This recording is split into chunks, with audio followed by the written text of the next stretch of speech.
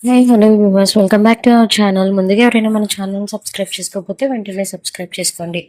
ఇక స్టోరీలోకి వెళ్ళిపోదాం. Contract marriage episode number 75. అలా వెనక్కి నుంచి హక్ చేసుకునేసరికి అప్పటి వరకు తనని క్షమించమని ప్రాధాయపడినట్టుగా అనిపించింది మీరా మనసు. నేను ప్రామిస్ చేస్తున్నాను బంగారం, ఇంకెప్పుడు నీ కంటిలో చిన్న కన్నీరు కూడా రానివ్వను, నేను చూసుకుంటాను, ఈ ఒక్కసారికి నన్ను క్షమించవే అని అంటుంటే తనని కోపంగా చూసి ఒక్కసారిగా ఇచ్చేసింది మీరా. నన్ను తోసి నువ్వు ఏడుస్తావేంటే అని తను నడుమును పట్టి దగ్గరకు లాక్కుంటుంటే, ఇక్కడ మీరు ఎందుకుంటున్నారు? నన్ను ఇంకా ఇంకా బాధకు గురి చేయడానికి కదా. మిమ్మల్ని చూసి నేను రోజు బాధపడుతూనే ఉన్నాను. మీరు ఎలా పడుకుంటున్నారు, ఎంతసేపు పడుకుంటున్నారు, నేను కూడా అంతసేపటే పడుకుంటున్నాను. మీరు తినకుండా పడుకుంటే నేను కూడా తినకుండానే ఉండిపోతున్నాను. మీకన్నా బాధ నేను ఇక్కడ మోస్తున్నాను. అది మీకెందుకు గ్రహించట్లేదు? ఎందుకంటే మీ మీద ప్రేమ ఇప్పుడు చావలేదు. అలానే మిమ్మల్ని క్షమించేంత పెద్ద మనసు కూడా నాకు లేదు. వెళ్ళిపోండి ఇక్కడి నుండి. ఒక పక్క మీ తమ్ముడు, మరో పక్కనే మీ పిన్ని, కానీ అమ్మ, మరో పక్క శ్రేష్ఠ, వీళ్ళందరూ మీ నుంచి నన్ను దూరం చేయడానికి ప్రయత్నిస్తుంటే నేను ఇంకా ఇంకా మనసుని దగ్గర అవుతూనే వస్తున్నాను. అసలు నా పరిస్థితి నాకే తెలియట్లేదు, ఏం చేయాలో కూడా అర్థం కావట్లేదు అని సూర్య గుండెల మీద వాలి వెక్కి వెక్కి ఏడుస్తుంది. చిన్నగా విచ్చుకున్నాయి సూర్య పెదవులు. మరింత ప్రేమను ఉంచుకొని ఎందుకే మన జీవితాన్ని పగాని నాశనం చేసుకుంటావు? పగాని నేనన్నానా? పగాని నేనన్నానా? మీరే కదా నన్ను పగాని చెప్పి పెళ్లి చేసుకున్నారు. ఇప్పుడు కూడా మీ బుద్ధి మారలేదు, మారదు కూడా అని తనని తోసి వెళ్ళిపోతుంటే తన చేతిని పట్టుకొని దగ్గరికి లాగాడు. అంటే పుట్టుకతో వచ్చింది కదా, అంత త్వరగా మానేది కాదు. మనం మళ్ళీ పెళ్లి చేసుకుందాం. నువ్వు, నేను, మీ అమ్మమ్మ, ఇది మన ప్రపంచంలో బతికి పోదాం. రేపు నీ కడుపును పుట్టబోయే మన బిడ్డ, అంతే చాలు. నేను మిమ్మల్ని ఎలా క్షమిస్తానని అనుకుంటున్నారు అని గుండెల మీద నుంచి లేచి తనని చూసి అడిగింది. హే, ఇప్పుడే కదా నన్ను ఎంతలా ప్రేమించావో చెప్పావు, అంతట్లో నీ మనసు ఎలా మారిపోతుంది?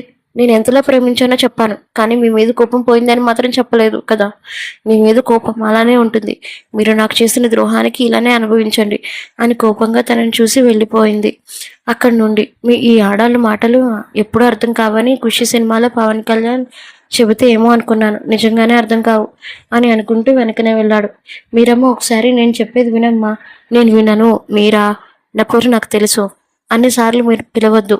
పోనీ ఏం పేరు పెట్టి పిలవాలి? నడుస్తున్న ఆగి తన వైపు చూసి, మీరు ఏ పేరు పెట్టినా నేను పలకను అని కోపంగా చెప్పి వెళ్ళిపోతుండే, ఓయ్ వెంటనే వెనక్కి తిరిగింది. పలకను అన్నావు అని అనడంతో కోపంగా చూసి మళ్ళీ నడకని ప్రారంభిస్తుంటే, అంటే దీనికి రివర్స్లో అనమాట. ఆడవాళ్ళకి ఎప్పుడు రివర్స్ కరెక్ట్ అంటారు, ఇప్పుడు తెలుస్తుంది అని మనసులో అనుకుంటూ తనని ఫాలో అవుతున్నాడు. ఏమాత్రం పట్టించుకోలేని మీరా వెంటనే ఊర్లోకి ఎంటర్ అవ్వగానే అందరూ మీరాని వింతగా చూశారు. ఆ పక్కనే ఉన్న పట్నం బాబుని కూడా ఎందుకలా చూస్తున్నారో అర్థం కాక వాళ్ళ ఇంటికి వెళ్ళిపోతుంటే ఇంటికి తాళం వేసింది. అమ్మమ్మ ఏది అని మనసులో అనుకుంటూ ఉండగానే ఒక కుర్రోడు వచ్చి, అక్క నేను పంచాయతీకి పిలుస్తున్నారు, అమ్మమ్మ కూడా అక్కడే ఉంది అని అనడంతో అనుమానంతో కనుబొమ్మలు ముడిపడ్డాయి మీరాకి. ఏం మాట్లాడుతున్నావు చింటూ? అవునక్క, నేను త్వరగా తీసుకురమ్మని చెప్పారు పట్నం బాబుని కూడా అని వెనకే వస్తున్న సూర్యని చూసి అనడంతో వెంటనే తన వైపు చూసి వెంటనే పంచాయతీ దగ్గరికి వెళ్ళింది. ఒంటి నిండా గాయాలతో అక్కడ నుంచొని మీరా ఎప్పుడెప్పుడు వస్తుందా అని ఎదురు చూస్తున్నాడు వీర్రాజు. అక్కడే ఉన్న ధర్మరాజు గారికి అసలు ఏమీ అర్థం కాలేదు. మీరా ఇలా చేసిందంటే నమ్మబుద్ధి కాలేదు. పక్కనే ఉన్న నీలవేణికి కొంచెం బాధగానే అనిపించింది. ఏ విషయం అయితే ఊరికి తెలియకూడదని అనుకుందో ఇప్పుడు ఆ విషయమే తెలియడంతో ఏం చేయలేక మౌనంగా ఉండిపోయింది. రుద్ర అయితే కుతుకుతా ఉడికిపోతున్నాడు. వాళ్ళని ఎంత ఉడిదిద్దాం అనుకున్నా మీరా సూర్య కలుస్తూనే ఉన్నారు. వాళ్ళ ప్రేమ అంత గొప్పదా, లేదంటే నా ప్రేమ అంత తక్కువ? శ్రేష్ఠ కూడా ఏం మాట్లాడాలని అనిపించలేదు. మనం ఒకరిని విడిదేయాలనుకుంటే ఎన్నిసార్లు ప్రయత్నించినా వాళ్ళంతటి వాళ్ళు కలుస్తుంటే బహుశా ఇదే విధిరాత అని అనుకుని సరిపెట్టుకుని మౌనంగా ఉండిపోయింది. తన ముఖంలో సూర్య పట్ల ఎలాంటి భావం కనిపించట్లేదు. ఎన్ని విధాలుగా చూసినా సరే సూర్యకి తన కరెక్ట్ కాదని అప్పుడు నిర్ధారణకి అయింది. బహుశా అదే అర్థం చేసుకోవడానికి శ్రేష్ఠని తనతో పాటు తీసుకొచ్చినట్టుగా అనిపించింది శ్రేష్ఠకి. అప్పుడే ఎదురుగా వస్తూ కనిపించాడు. మీరాని చూసి అక్కడ ఒక్కొక్క మాట అంటుంటే అక్కడున్న సావిత్రి గారు నేలకి తలని ఉంచుకొని ఉంది. తన మనవరాలు ఎంత గొప్పది, తన అలా ఎవరో ఆలోచించరు అనుకున్నది కాస్త తారుమారు అయ్యి అలా చేసిందంటే నమ్మబుద్ధి కాలేదు. వెంటనే తలదించుకోవడం నచ్చని వాళ్ళ అమ్మమ్మ దగ్గరికి వచ్చి, అమ్మమ్మ అని కన్నీళ్లతో అంది. ఎదురుగా ఉన్న వీర్రాజు, చూసారా ఇది ఎంత పతివ్రతల ఫోజులు కొట్టింది, కానీ దీనికి ఆల్రెడీ పెళ్ళి అయిపోయింది. వాడితో కూడా కాపురం చేసింది. వాళ్ళిద్దరు ఇక్కడికి వచ్చి నాటకాలు ఆడుతున్నారు అని అప్పటికే వీర్రాజు చెప్పడంతో ధర్మరాజు కూడా నమ్మలేకపోతున్నారు. ఈ విషయం వెంటనే మీరాని అడిగి తెలుసుకోవాలని అనిపించింది. అమ్మ మీరా అని పిలవడంతో కన్నీళ్లతో తన వైపు చూసింది. అప్పుడే సూర్య కూడా రావడంతో అక్కడ ఉన్న కొంతమంది పెద్ద మనుషులు అప్పటి వరకు నువ్వు చాలా మంచివాడివి అనుకున్నామయ్యా, కానీ మీరందరూ పగడ్బందీగా ప్లాన్ చేసుకొని ఇక్కడికి వచ్చామని అర్థం కాలేదు. మనిషి పుట్టాక కొంచెమైనా సిగ్గు శరం ఉండాలి. ఏం మాట్లాడుతున్నారు అని గంభీరంగా అతని వైపు చూసి అంటుంటే ఒక అడుగు వెనక్కి వేశాడని చెప్పాలి ఆ పెద్ద మనిషి. వెంటనే అక్కడ ఉన్న వీర్రాజు వస్తున్న కంగారుని తమాయించుకొని నువ్వు మీరాని పెళ్లి చేసుకోలేదు, కాపురం చేశారు అని చెప్పలేదు నాతో. సో వాట్ అంటే ఏంట్రా? ఎన్ని నాటకాలు మీరిద్దరూ ఊరిని కలిసి మోసం చేశారు. ఇప్పుడు చెప్పండి ప్రెసిడెంట్ గారు, వీళ్ళిద్దరి తీర్పు మీరు వాదనలను కట్టుపెట్టండి అని ధర్మరాజు గారు గంభీరంగా అనడంతో వెంటనే సైలెంట్ అయిపోయాడు వీర్రాజు. కోపంతో చూశాడు మీరా వైపు. అమ్మా మీరా, చెప్పాల్సిందంతా నువ్వే. పట్నం బాబుకి నీకు పరిచయం ఏంటి అని అనడంతో సైలెంట్గా చూశాడు మీరా వైపు సూర్య. నిన్నే అడుగుతున్నానమ్మా, పట్నం బాబుకి నీకు సంబంధం ఏంటి? ఇప్పుడు చెప్పకపోతే నీ మీద నేరం పడుతుంది ఈ విషయం. అయితే తన ఊరి ప్రజలకి ఎవరికి తెలియకూడదు అనుకుందో. ఆ ఊరి వాళ్ళు తనని అడుగుతుంటే ఏం చెప్పాలో తెలియక తన వాణిని గట్టిగా పట్టుకుంది. నిన్నే నమ్మ అడుగుతున్నాను కదా, చెప్పాలి. నువ్వు ఈ ధర్మపీఠం మీద కూర్చున్నా నాకు సమాధానం ఇవ్వాలి.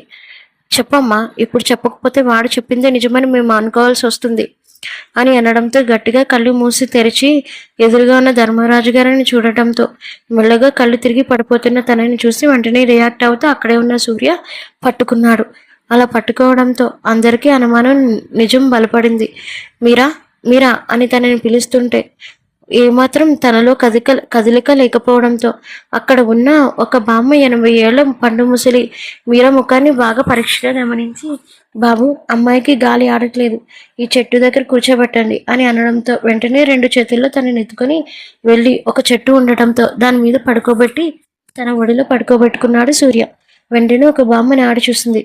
అమ్మాయికి ఏం కాలేదయ్యా, కాకపోతే అమ్మాయి గర్భవతి. ఎప్పుడైతే అలా అన్నదో ఒకంత ఆశ్చర్యం కలిగింది సూర్యకి. అక్కడే ఉన్న వాళ్ళ బామ్మ కూడా నివ్వెరపోయింది.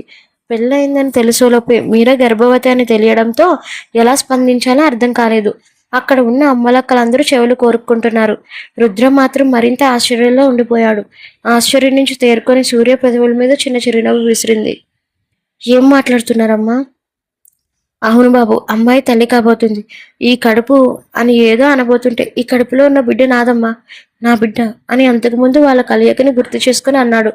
మీరాకేమైందని కంగారుగా వచ్చిన వాళ్ళ బామ్మని చూసి మిమ్మల్ని మోసం చేయాలని కాదమ్మా, తనున్న పరిస్థితి అలాంటిది, చెప్పలేకపోయింది. తను చెప్పకపోవడం మేమిద్దరం పెళ్లి చేసుకున్న వాళ్ళ నాన్న గుండె ఆపరేషన్ కోసం అని నా దగ్గరికి వచ్చినా నేను తనని అవకాశంగా తీసుకొని తనని పెళ్లి చేసుకోమని అడిగాను అని కొన్ని మాత్రమే చెప్పి మరికొన్ని మాత్రమే చెప్పలేదు. ఎందుకంటే మీరా అనుభవించిన కష్టాలు చెబితే వాళ్ళ బామ్మ ఎక్కడ బాధపడుతుందేమోనని నా తప్పు తెలుసుకున్నాను. మీరాకి వాళ్ళ నాన్న చావు గురించి చెప్పలేదని కోపంతో ఇక్కడికి వచ్చేసింది. తన వెంటే నేను కూడా వచ్చేసాను. ఇన్ని రోజులు నేను నాటకం ఆడడానికి కారణం ఇదేనమ్మా, దయచేసి నన్ను క్షమించండి అని వేడుకుంటుంటే ఎలా స్పందించాలో అర్థం కాలేదు ఆవిడకి. అలా క్షమించమని అడుగుతున్న వాళ్ళందరినీ గుండె తరిక్కిపోయింది. దాంతో ఎలా స్పందించాలో అర్థం కాక మౌనంగా ఊరి పెద్దలందరూ ఉండిపోయారు. అక్కడే ఉన్న నీలవేణి మాట్లాడుతూ నాన్నగారు అని పిలిచిన తన వైపు చూసి ఏంటి అని గంభీరంగా అన్నారు. నాకు నాకు మీరా గురించి ముందే తెలుసును అని బాంబు పేల్చడంతో ఆశ్చర్యంగా చూశారు. ఏం మాట్లాడుతున్నావు అని గంభీరంగా అడుగుతుంటే అవును నాన్నగారు, నాకు నిజంగానే తెలుసు, కానీ మీకు చెప్పొద్దని మీరా నా చేత్తో ఒట్టించుకుంది అని అందరి ముందు నిజం బయట పెట్టడంతో వాళ్ళకి తల తీసేసినట్టుగా అనిపించి ధర్మపీఠం మీద కూర్చుండిపోయారు. మిమ్మల్ని మోసం చేయాలని కాదు, కానీ ఒకవేళ నేను మీకు నిజం చెప్తే మీరా ఏ అగాధం చేసుకుంటుందో అని భయం వేసి ఇంకా నేను సైలెంట్గా ఉండిపోయాను అని నిజాయితీగా చెప్పింది. దాంతో ఏం మాట్లాడలేక మౌనంగా ఉండిపోతే అక్కడే ఉన్న వీర్రాజు మాట్లాడుతూ అంటే మీ అమ్మాయి కూడా నిజం తెలుసు, మీ ఇంట్లో ఉన్న మీ అమ్మాయి నుంచే నిజం తెలుసుకోలేకపోతే ఇంకా ఊరి నిజాలు ఏం తెలుసుకుంటారు, అలాగే ఇలానే సమస్యలేం పరిష్కరిస్తారు అని కోపంగా అరిచాడు. నీలవేణి మాటలు మర్యాదగా రానివ్వు నీకు మీరా మీద ఎలాంటి ఉద్దేశం ఉందో మాకు తెలియదు అనుకుంటున్నావా? అన్యాయంగా వాళ్ళ నాన్న ఆస్తిని అనుభవిస్తూ మీరా వాళ్ళని ఎంత నీచంగా చూస్తున్నారో మాకు తెలియదు అనుకుంటున్నారా? అది కాకుండా మళ్ళీ మాకు నీతులు చెప్పడానికి వస్తున్నారు. కొంచెం కూడా సిగ్గు అనిపించట్లేదా? దాంతో కొంచెం కోపంగా మారిపోతూ, ఇది మా కుటుంబం విషయం, మధ్యలో మీకు ఎలాంటి పెత్తనం లేదు. కుటుంబ విషయం నలుగురిలో వచ్చినప్పుడే నీకు సంబంధం లేనోడివి ఆడపిల్ల ఇంకొక ఆడపిల్ల విషయంలో ఎలా నలుగురిలో పెట్టగలను అని నువ్వు అనుకుంటున్నావు? కొంచెం కూడా కామన్ సెన్స్ లేకుండా ఆలోచించుకో అని కోపంగా అరిచి చెబితే కుతుకుతో ఉడికిపోయాడు. వెంటనే వాళ్ళ నాన్నగారి దగ్గరికి వచ్చి, మీరు ఏ తప్పు చేయలేదు నాన్నగారు, ఇంకా తనే చాలా కోల్పోయింది, వాళ్ళమ్మని వాళ్ళ నాన్నని కోల్పోయింది, పవిత్రమైన తన జీవితాన్ని కోల్పోయింది. ఇప్పుడు తప్పు పట్నం బాబు తెలుసుకుని వచ్చాడు, ఫలితంగా క్షమించి మన ఊరికి చేర్చుకుందాం అని కన్నీళ్లతో అడుగుతుంటే, ముందుకి నుంచి లేవమ్మా, నీ యథస్థానానికి నువ్వు వెళ్ళు, తీర్పు ఏం చెప్పాలో నేను నిర్ణయించుకుంటాను. అప్పుడు మెల్లగా స్పృహలోకి వచ్చిన మీరాకు ఎదురుగా వాళ్ళ బామ్మని చూసి అప్పటి వరకు సూర్య ఒడిలో పడుకున్నది గ్రహించి వెంటనే లేచి కూర్చుంది. చుట్టూ ఉన్న వాళ్ళందరి వైపు ఇబ్బందిగా చూసి ఎదురుగా ఉన్న వాళ్ళ బామ్మ వైపు చూస్తే ఉంటే బామ్మ అని మలిగా పలికిన పెదవులు అడ్డు పెడుతూ వెంటనే కోపంగా లాగి ఒకటి పీకింది. బామ్మ కన్నీళ్లతో చూసింది. బామ్మ అని ఏదో మాట్లాడబోతున్న తనని చూసి సూర్య మీరా వైపు సావిత్రమ్మ గారు కోపంగా చూశారు. తను ఒప్పుకోకపోయినా సరే నేను బలవంతంగా ఒప్పుకునేలా చేద్దాం అనుకున్నాను, కానీ అంతలోనే 3 సార్లు తన బిడ్డను పోగొట్టుకుంది. తనకు మళ్ళీ 4వసారి కడుపులో ఊపిరి పోసుకుంటుంది. తనని ఏమనొద్దు అనడంతో ఏం మాట్లాడలేక మౌనంగా ఇంటికి వెళ్ళిపోయింది. ఎప్పుడైతే 4వసారి కడుపున సూర్య ప్రతిరూపం పడిందని చెప్పారో అనుమానంతో కనుబొమ్మలు ముడుచుకొని ఏం మాట్లాడుతున్నారు అని మీరా అడిగింది. వెంటనే ఇందాక తనని చూసిన పండుమూసలి దగ్గరికి వచ్చి, నువ్వు తల్లివి కాబోతున్నా అని ఆనందంగా అంటుంటే ఒక్క అడుగు వెనక్కి వేసింది. కన్నీళ్లతో చెప్పున బామ్మ వైపు సూర్య వైపు చూసి, పంచాయతీ పెద్ద పిలుస్తున్నారు చిన్న కుర్రోడు చెప్పడంతో వెంటనే అక్కడికి హాజరయ్యారు. అందరూ ఎలాంటి తీర్పిస్తున్నారు అని ఆతృతగా చూశారు. అక్కడ ఉన్న వాళ్ళందరూ ధర్మరాజు గారు ఎదురుగా ఉన్న మీరా వైపు చూసి, ఇప్పుడు సమాధానం చెప్పాల్సింది నువ్వేనమ్మా, నీకు పట్నం బాబుకి ఇంతకు ముందే పెళ్ళయిందా అని మాకు చెప్పలేదు. అది కాకుండా నువ్వు గర్భవతి కూడా కాబోతున్నావు. నీ గురించి మీ బామ్మ కూడా తెలియదని ఆవిడ వెళ్ళిపోవడంతో తెలిసింది. చెప్పమ్మా. వెంటనే కన్నీళ్లతో సూర్యవైపు చూసి తలదించుకుంది. నాకు నాకు పెళ్ళయింది. చిన్నగా విచ్చుకున్నాయి సూర్య పెదవులు. మరి ఆ తాళిబంధాన్ని ఎందుకు తిక్కరించి వచ్చేసావు తెలుసుకోవచ్చా? మా నాన్నగారు చావును అడ్డు పెట్టుకుని నన్ను పెళ్లి చేసుకున్న ఆ తాళిబొట్టు అవసరం లేదనిపించింది, అందుకే నేను తాళి తెంచి వచ్చేసాను. మరి ఇప్పుడు నీ భర్తతో నువ్వు కలుస్తున్నావా? దాంతో ఏం చెప్పాలో తెలియక మౌనంగా ఉండిపోయింది. చెప్పు మీరమ్మ, చిన్నప్పటి నుంచి నేను చూస్తూ పెరిగావు, నీ నోటి నుంచి అబద్ధం రాకూడదు అని అడగడంతో అక్కడే ఉన్న వీర్రాజు ఎందుకు పెళ్ళయిందో అని అక్కడికి రప్పించాను. మీరేంటి తన వైపును సపోర్ట్గా మాట్లాడుతున్నారు? పంచాయతీలో కేసు వేసింది నేను. నీ నోటి నుంచి ఇంకొక మాట మాట్లాడినా సరే నేనేం చేస్తానో నాకు తెలియదు. ఒక ఆడపిల్ల ఉసిరి పోసుకొని బతకాలనుకుంటున్నావా? దాంతో ఏం మాట్లాడలేక మౌనంగా ఉండిపోయాడు వీర్రాజు. ఎదురుగా ఉన్న మీరా వైపు చూసి, ఇక్కడ ఆడపిల్ల జీవితం నాశనం అవ్వకూడదని నేను తీర్పు చెప్పాలనుకుంటున్నాను. నీ ఇష్ట ప్రకారమే అతనితో నువ్వు నీతో జీవితాన్ని పంచుకోవాలనుకుంటే ఇప్పుడు నిర్భయంతరంగా చెప్పొచ్చు. దాంతంగా ఉండిపోయిన మీరాని చూస్తూ తన దగ్గరికి వచ్చాడు సూర్య. ఊరు కట్టుబాట్లు అని పేరు చెప్పి నిన్ను నన్ను విడదీస్తున్నా సరే నేను దానికి ఒప్పుకోను. ఎప్పటికైనా నువ్వు నాకు మాత్రమే సొంతం. నువ్వు ఎక్కడికి వెళ్ళినా ఎక్కడ ఉన్నా సరే నేను ఇక్కడే ఉంటాను. మర్యాదగా ఒప్పుకో అని కొంచెం కోపంగా అరిచాడు. పద్మం బాబు, మీరు కొంచెం ప్రశాంతంగా ఉండండి. ఏం చెప్తుందో అదే తీర్పు, తొక్కలో తీర్పు. మీరా నాకు దూరం అయితే మాత్రం నేను ఊరుకోను అని కోపంగా, ఇప్పుడప్పుడే నీ కడుపులో పురుడు పోసుకుంటున్న నా బిడ్డ కూడా ఉన్నాడు. మర్యాదగా నువ్వు రెండిట్లో ఏదో ఒకటి మాత్రమే చెప్పాలి. ఒకవేళ నన్ను వద్దనుకున్నా సరే నేను నిన్ను బలవంతంగా ఎత్తుకుపోతాను మీరా అని కోపంగా అరిచాడు. దాంతో ఒక క్షణం ఊపిరి పీల్చుకొని ఎదురుగా ఉన్న ధర్మరాజు గారి వైపు చూసింది. నాకు ఇష్టమే ఇతనితో ఉండడం, మనస్ఫూర్తిగా తాళిబంధానికి కట్టుబడి ఉంటాను అని తను చెప్పడంతో సూర్య సంతోషం అంత కాదు. ఇదే నీ నిర్ణయమా? అవును. సరే అయితే ఇందులో మీరమ్మ తప్పు ఏమీ లేదని నిర్ధారించడంతో పాటు వాళ్ళిద్దరు పెళ్లి కూడా ఊరు అంగీకరిస్తుంది అని అనడంతో ఏం మాట్లాడలేక మౌనంగా ఉండిపోయిన మీరాని చూస్తూ ఉండిపోయాడు సూర్య. అక్కడే ఉన్న రుద్ర చేతి పిడికిళ్ళు బిగుసుకుపోయాయి. తను ఒకటి అనుకుంటే ఇంకొకటి జరిగినట్టుగా అనిపించింది. అంతలో శ్రేష్ఠకి వచ్చిన డౌట్ సూర్యకి గతం గుర్తుకు వచ్చిందా అని మీరా చెప్పిన దాని ప్రకారం తన పెళ్లిని యాక్సెప్ట్ చేసిందని తెలియడంతో అక్కడే ఉన్న రుద్రకి ఏం మాట్లాడాలో తెలియలేదు. అయిపోయింది, అంతా అయిపోయింది. నేను మీరా కోసం ఎంతలా ప్రయత్నించినా సరే చివరికి చివరికి నాకు దక్కలేదు. దీని అంతటికీ కారణం నా సూర్యగాడు అని మనసులో అక్కడే ఉన్న సూర్యని చూస్తూ అంటుంటే అది గమనించిన సూర్య మాత్రం మీరా దగ్గరికి లాక్కొని భుజం మీద చేతి చనువుగా వేశాడు. అది గమనించిన మీరాకి జుగుప్స కలిగింది. ఎలా రియాక్ట్ అవ్వాలో కూడా తెలియక మౌనంగా ఉండిపోయింది. అర్థం చేసుకున్నందుకు నా తరపు నుంచి మీకేం ఎలా కృతజ్ఞతలు చెప్పాలో నాకు తెలియదు, కానీ నన్ను నా భార్యను కలిపినందుకు మీ ఊరి నేను ఖచ్చితంగా తీర్చిదిద్దే ఇక్కడి నుంచి వెళ్తాను, నన్ను నమ్మండి అని అనడంతో ఎదురుగా ఉన్న ధర్మరాజు గారు మాట్లాడుతూ, మీరు మా ఊరికి ఏదో మంచి చేయాలని నేను ఈ తీర్పు చెప్పలేదు బాబు. ఒక ఆడపిల్ల జీవితం గురించి అన్ని విధాలుగా మంచి జరిగేటట్టు నేను ఈ నిర్ణయం తీసుకున్నాను. మీరమ్మ చాలా మంచిది బాబు, పురుగుకు కూడా ఏ హాని తలపట్టదు. అందుకే ఒక ఆడపిల్ల తండ్రిగా చనిపోయిన వాళ్ళ నాన్న స్థానంలో ఉండే అడుగుతున్నాను. అమ్మాయి మడిలో తాళి లేదు. మీరమ్మ కోసం ఈ ఊరే పెళ్లి మండపం ఏర్పాటు చేసి మళ్ళీ తన మెడలో 3 ముళ్ళు మీరు వేయాలని పెద్దలందరూ కలిసి నిర్ణయించుకున్నాము అని అనడంతో దాందేముందండి, నేను ఖచ్చితంగా మీరు చెప్పకపోయినా సరే నేను తన మెడలో 3 ముళ్ళు వేసేవాడిని అని చిరునవ్వుతో చెప్పి అందరూ మీరా వైపు తిరిగారు. తన నుండి ఎలాంటి సమాధానం వస్తుందని మీ ఇష్టమే నా ఇష్టం పెదనాన్న అని తలదించుకొని అనడంతో అక్కడే ఉన్న వీర్రాజు నా ప్లాన్ మొత్తం నాశనం అయింది అని మనసులో కోపంగా అనుకుంటే అక్కడి నుంచి కోపంగా వెళ్ళిపోయాడు. అక్కడ ఉన్న రుద్ర కూడా అసహనంగా అనిపించి వెళ్ళిపోయాడు. పంచాయతీ అయిపోవడంతో మీరాని జాగ్రత్తగా తీసుకొని వెళ్ళిపోతుంటే ఎవరూ లేరని గమనించి వెంటనే తన చేతులు వదిలించుకుంది. అర్థం కాక తన వైపు చూశాడు. సంతోషమే కదా ఇప్పుడు నేను నన్ను నిస్సహాయ స్థితిలో ఉండిపోయాను. నీకు చాలా సంతోషంగా ఉంటుంది కదా. నా ముందు వెనుక ఎవరు లేరని అడ్వాంటేజ్ తీసుకొని నన్ను మళ్ళీ పెళ్లి చేసుకోవాలని పెద్ద ప్లాన్ వేశారు. మీ మాస్టర్ ప్లాన్ కి పాపం మా పిచ్చి ఊరు కూడా మిమ్మల్ని నమ్మేసింది. మీరా ముందు స్ట్రెస్ అవ్వకు. స్ట్రెస్ నాన్న బాధ మీకు అలా ఇలానే కనిపిస్తుందా? మీరు ముందు నేను చెప్పేది విను. నీ కడుపులో మన బిడ్డ ఉంది. అవును ఉంది, అయితే ఏంటి అని అన్నంతలో తనని చూసి 2 చేతులతో ఎత్తుకొని వెళ్తున్నాడు. వదలండి. కోపంగా విడిపించుకోవడానికి ప్రయత్నం చేస్తుంటే తనని ఎంత మాత్రం పట్టించుకోకుండా ఇక్కడి నుంచి నీ ఆటలు సాగాయి, ఇక మీదట అలాంటి ఏమీ సాగవు నా దగ్గర అని కోపంగా చెప్పి సావిత్రి గారు ఇంటి వైపు వెళ్తున్నాడు. అది చూసిన జనాలందరూ చేతులు కొరుక్కుంటున్నారు ముసుముసుగా నవ్వుతూ.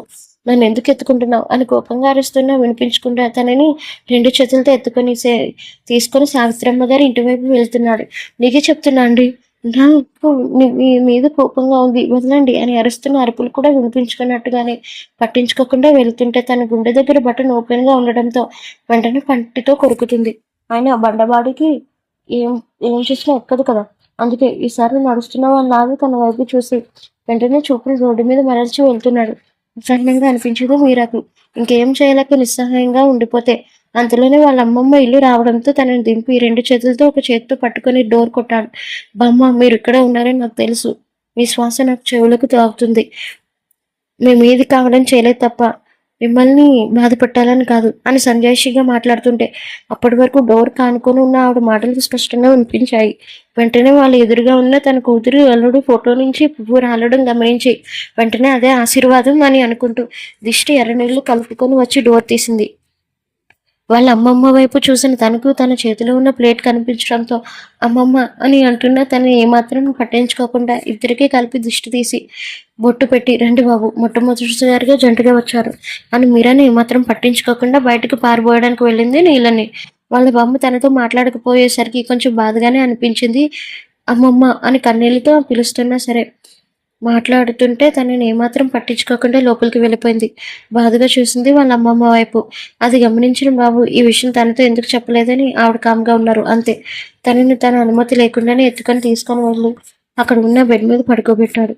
మీ సేవ నాకేం అవసరం లేదు, నీకు అవసరం లేదు, కానీ నా బేబీకి అవసరం ఉంది అని చనువుగా తన నడుము మీద చేతులు వేసి పొట్ట మీద చట్టుక్కన ముద్దు పెట్టాడు. వెలికిపడి చూసి దూరం జరిగింది. నువ్వు ఎందుకు అలా దూరం జరుగుతున్నావు? వెనక మంచం ఉంది అని తన బుర్రను తాకుతూ అంటే విసిరి కొట్టిందే చేతిని. బేబీ పేరుతో అడ్వాంటేజ్ తీసుకోవాలనుకుంటున్నావా?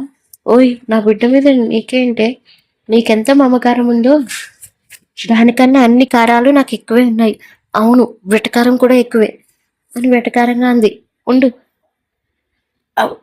ఇప్పటికే సాయంత్రం 4 అయిపోయింది. ఉదయం జాగింగ్ చేసిన దానికి మొదలు పెట్టినప్పటి నుంచి ఏమీ తినలేదు. అలసిపోయి ఉంటావు. దాంతోపాటు నీ కడుపులో పెరుగుతున్న నా బేబీ కూడా మాడుస్తున్నావు. ఉండు నేను తీసుకొస్తాను. నాకేం అవసరం లేదు అని గట్టిగా అరుస్తున్న తనని ఎంతమాత్రం పట్టించుకోకుండా కిచెన్లోకి వెళ్ళాడు. అప్పటికప్పుడే అక్కడ ఉన్న వెజిటేబుల్స్ కనిపించడంతో చకచకా అవన్నీ కోసి చిన్న ముక్కలు కట్ చేసి అవి వేపి దాంట్లో కొంచెం రైస్ పెట్టి ఉడికించాడు. క్షణాల్లోనే వెజిటేబుల్ రైస్ని తీసుకువచ్చి తన ముందు పెట్టాడు సూర్య. చెప్తున్నాను కదా ఎందుకు నన్ను బలవంతంగా చేస్తారు అని అంటుంటే తను ఏమాత్రం పట్టించుకోకుండా తన చేతులు కడుక్కొని వచ్చి చిన్నగా ముద్దను తీసి తన నోట్లో పెట్టబోతుంటే వద్దు అని అటు తిరిగి చెప్పింది.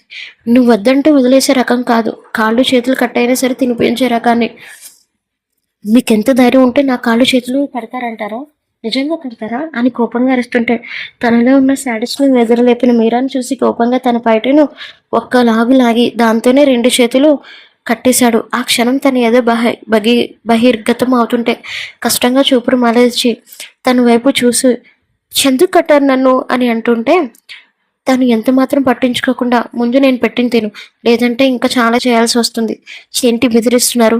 హెచ్చరిస్తున్నాను. ఇప్పుడు నువ్వు నార్మల్ మనిషివి కాదని ప్రతిసారి గుర్తు చేస్తున్నాను అని అనడంతో ఏం చేయలేక పెట్టింది కామ్గా తింది. ఇప్పటికైనా ఈ చేతులు వదలండి, చాలా టైట్గా కట్టేశారు. చిన్న చిరునవ్వుతో అది నా ముందు ఎప్పుడు నువ్వు ఇలానే ఉండాలి, కాదని తోక జాడించావో ఏం చేస్తానో కూడా తెలీదు. ఇంకా చేయడానికి ఏముంది, మీరు ఒక సైకో. సూర్య పెదవుల మీద చిన్న చిరునవ్వు విసిరింది. నేను మిమ్మల్ని పొగడట్లేదు, తిడుతున్నాను. అర్థమవుతుందా? ఎందుకలా నవ్వుతున్నారు అని కోపంగా అంటుంటే పాప పెదవులతో సూర్య పెదవులు ముడివేసి పిప్పి చేసి ఎలా ముద్దు పెట్టాడో అలానే వదిలేసి వెళ్ళిపోయాడు అక్కడి నుండి. షాక్లో ఉండిపోయిన తనకి ఎప్పుడు చేతులు కట్లు విప్పుకున్నాయో గమనించలేదు. ఇక్కడ రహీం దగ్గరికి పోలీస్ స్టేషన్కి కోపంగా వచ్చింది రమ్య. అక్కడే ఉన్న తన కానిస్టేబుల్ సార్ రమ్య మేడం వస్తున్నారు. సరే అయితే ఈ 100 రూపాయలు తీసుకుని వెళ్ళి టీ తాగిరండి. నిజంగానా? మెల్లగా రమ్మంటున్నారా లేదంటే ఫాస్ట్గా రావాలా? సీరియస్గా చూశాడు. అంతే. క్షణంలో స్టేషన్ మొత్తం ఖాళీ అవడంతో కోపంగా వచ్చిన రమ్యను చూస్తూ ఫైల్ స్టడీ చేస్తున్నట్టుగా కనిపించాడు. గొంతు సవరించుకుంది రమ్య. పట్టించుకోలేదు రహీం. మీతో మాట్లాడాలి. ఎస్ అని తల పైకెత్తి అంటుంటే మీకు అసలు బుద్ధి ఉందా? మా అమ్మతో ఎందుకు ఆ విషయం చెప్పారు? అయినా మీకు ఆ థాట్ ఎలా వచ్చింది? డైరెక్ట్గా ఎంత ధైర్యం ఉంటే నన్ను పెళ్లి చేసుకుంటారని మా అమ్మతోనే మాట్లాడతారు. మీకు కొంచెమైనా కామన్ సెన్స్ అనేది ఉందా? నీకెందుకు అలా అనిపించింది అని చూస్తూ అనడంతో కోపంగా ఉరుము చూసింది. చూడండి, మీరెంత ప్రయత్నించినా సరే నేను మాత్రం మిమ్మల్ని పెళ్లి చేసుకోను. మీరంటే నాకు ఎంత ఇష్టం లేదు. ఇంకొకసారి మా అమ్మ నాన్న దగ్గరికి వచ్చి పెళ్లి చేసుకుంటానంటే మాత్రం బాగుండదు, చెప్తున్నాను. ఏం చేస్తావు? అలా చెబితే నేను రోమియోలో నీ వెంట పడలేదే, పెళ్లి చేసుకుందామని నీ చేతికి వచ్చి చెప్పాను. అంత మాత్రమే నువ్వు ఎందుకు అంతలో రియాక్ట్ అయిపోతున్నావు? పెళ్లి చేసుకుంటాను అనడం పెద్ద మాట కాదా? నా దృష్టిలో కాదు అని అర్థం. మీకు నిజంగానే పిచ్చి పట్టింది. ఉన్నట్టుండి మీరు ఇలా ప్రవర్తిస్తుంటే మిమ్మల్ని ఎలా అర్థం చేసుకోవాలో నాకు అర్థం కావట్లేదు. మర్యాద ఇక్కడితో ఈ విషయాన్ని మర్చిపోండి. మీ లైఫ్ మీరు, నా లైఫ్ నేను, బతుకుదాం అని కోపంగా చెప్పి వెళ్ళిపోతుండే తన రిస్ట్ని పట్టుకొని తన దగ్గరికి లాక్కున్నాడు. ఒక్కసారిగా అలా లాగడంతో తన ఏదో రహీం బేర్ బాడీకి అతకపోయింది. ఏంటి వెళ్ళిపోతున్నా? నేను మాట్లాడాల్సిన మాటలు అయిపోయాయి, అందుకే వెళ్ళిపోతున్నాను. కానీ నేను మాట్లాడాల్సిన మాటలు అవ్వలేదు కదా. మీ గురించి నాకు అనవసరం. నాకు నా జీవితమే ముఖ్యం. సూర్య సార్ మీద అభిమానంతో మీ ఇంటికి వచ్చి మీకు సేవలు చేయడానికి వచ్చాను. అంతే తప్ప ఎలాంటి ఉద్దేశం లేదు. వదలండి, ఇబ్బందిగా ఉంది, నాకు హాయిగా ఉంది అని అప్పటికే నడుము మీద చేతులు వేయడంతో మెత్తగా కాటన్ కన్నా మెత్తగా తగులుతూనే తన నడుముని చిన్నగా ప్రెస్ చేస్తూ నా నడుముని టచ్ చేస్తారా అని కోపంగా తనని తోస్తూ అంటుంటే ఇంకా ఇంకా గట్టిగా అదుముకున్నాడు. మీరేం చేస్తున్నారు? అర్థం అవుతుందా? ఒక అమ్మాయితో ఇలా ఎలా ప్రవర్తించగలుగుతున్నారు అని అరుస్తున్న తనని ఎంత మాత్రం పట్టించుకోకుండా తన లిప్స్ మీద తన చేతితో రబ్ చేస్తూ నేను పెళ్లి చేసుకుందామని అడుగుతుంటే నీకెందుకు అది అర్థం కావట్లేదు. నిజం చెప్పాలంటే నువ్వు పక్కా హౌస్ వైఫ్ మెటీరియల్. ఒక మొగుడిని ఎలా చూసుకోవాలో నీకు తెలుసు. అందుకే నా విషయమే నన్ను నీ వైపు అట్రాక్ట్ చేసేలా చేసింది. మిమ్మల్ని ఎలా నమ్మమంటారు? మీ ప్రేమని ఇంకెలా నమ్మించమంటావు? సూటిగా చూసి అడిగాడు. ఆల్రెడీ ఒక అమ్మాయిని ప్రేమించి మీరు తొందరగానే అమ్మాయిని మర్చిపోతే ఇంకొకరి మీద ప్రేమ పుట్టింది అని చెప్తున్నారు కదా. అలాంటి ప్రేమ అసలు నిజమే కాదు. నాకు మీ కళల్లో నిజమైన ప్రేమ కనిపించట్లేదు. అందుకే నేను నిన్ను ప్రేమించలేను. అండ్ మీకు ఇంకో విషయం కూడా చెప్పాలి. నేను ఇంకొకరిని ప్రేమించాను. వెంటనే తన నడుము పట్టు వదిలింది. ఏం మాట్లాడుతున్నావు? రిస్ట్ని పట్టుకొని అన్నాడు. అవును, నేను ఇంకొకరిని ప్రేమించాను. అబద్ధం చెప్తున్నా. అబద్ధం చెప్పాల్సిన కర్మ అయితే నాకేం పట్టలేదు.